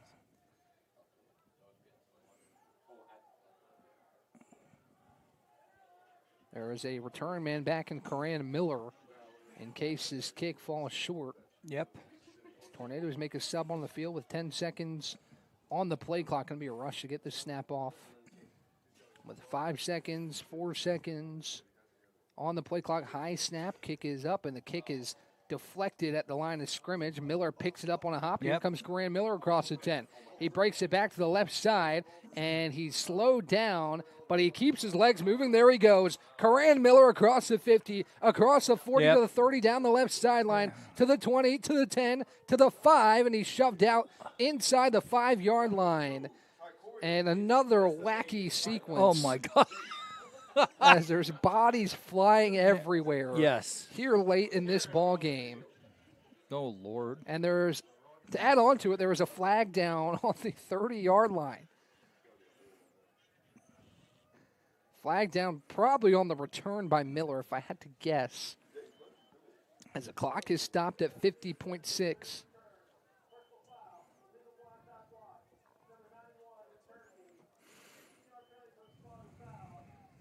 So the return will not stand. It was an illegal blindside block on number 91, Israel Hurd. And it will back up the Hurricanes from all the way inside the 5-yard line, the Tornadoes to the 15 yards from the 30, so from the 15-yard line. Where Lewisburg will start what looks like to be the last drive of this one. If it is a drive at all, I think the Hurricanes might be content to kneel this out with a 42-10 lead. So many wacky things have happened. I mean, what a game this has been, the final game of this Futures season. It has not disappointed. No. I mean, we've had a ton of fun up here watching Alex Bolton's roommate, D1 Dog, make a tackle. Watching Herbert Pringle, the fourth, pick off a tipped pass from the punter. That was an illegal forward pass. I mean, Herbert Pringle, the fourth, snatching a ball in the hands of Tycorian just as it looks like the fireworks will conclude with the Hurricanes taking a knee in the final minute of this one. Bissonette puts one knee down the turf and about to run one more snap here as the play clock and game clock separated by about 5 seconds. Yep. And Rick, I mean, this has been a lot of fun, man. This is fun. I've had a good time seeing these guys grow, seeing these guys mesh, and in between just seeing some crazy stuff go down. And we saw plenty of that today. Plenty fireworks, plenty bodies all over the place as that will be the final snap of this contest. Lewisburg wins 42-10 over Brevard in the season finale. But, Rick, to close this out, as I mentioned throughout the game, Brevard did not look out of place. Brevard looked like it, had the talent, had the athletes to keep up, and the final score is a bit deceiving. There's a lot of highly contested play here at Ives Lamel Family Field. And just final thoughts about this one. This has been a really good learning process for these young men and for us. Yep. I mean, this has been good. It's the kids. Listen to me. No, these young men, and that's what they are out there trying very hard. They put their effort in. This was a tough team to play, but they did a darn good job, and they held their own on it. Absolutely. So to preview the week ahead, Monday, tomorrow, 7 to 8 p.m., live on YouTube, I have a packed episode of Tornado Talk. Feel free to hop over to that. We got Lee Burgess, a men's basketball coach, to recap a season-opening win over Oglethorpe. We'll open the show with Juan Mascaro Sr., Juan Mascaro Jr., Kinley Mosley, and the hero, as Mateus described on the broadcast, Lily Teague, who netted the penalty kick goal that gave Brevard the win over Southern Virginia to win the USA South Conference Championship. And then we'll talk to head coach Bill Kyatt to round us out to recap the Methodist game and preview the season finale against North Carolina Wesleyan. Yep. And then on Wednesday, we've got men's basketball against LaGrange at home at 5 p.m. Looking forward to taking you through all that coverage. Be sure to tune in, as always, live on YouTube. For now, Ryan Wilkes and Rick Green signing off. We'll talk to you later.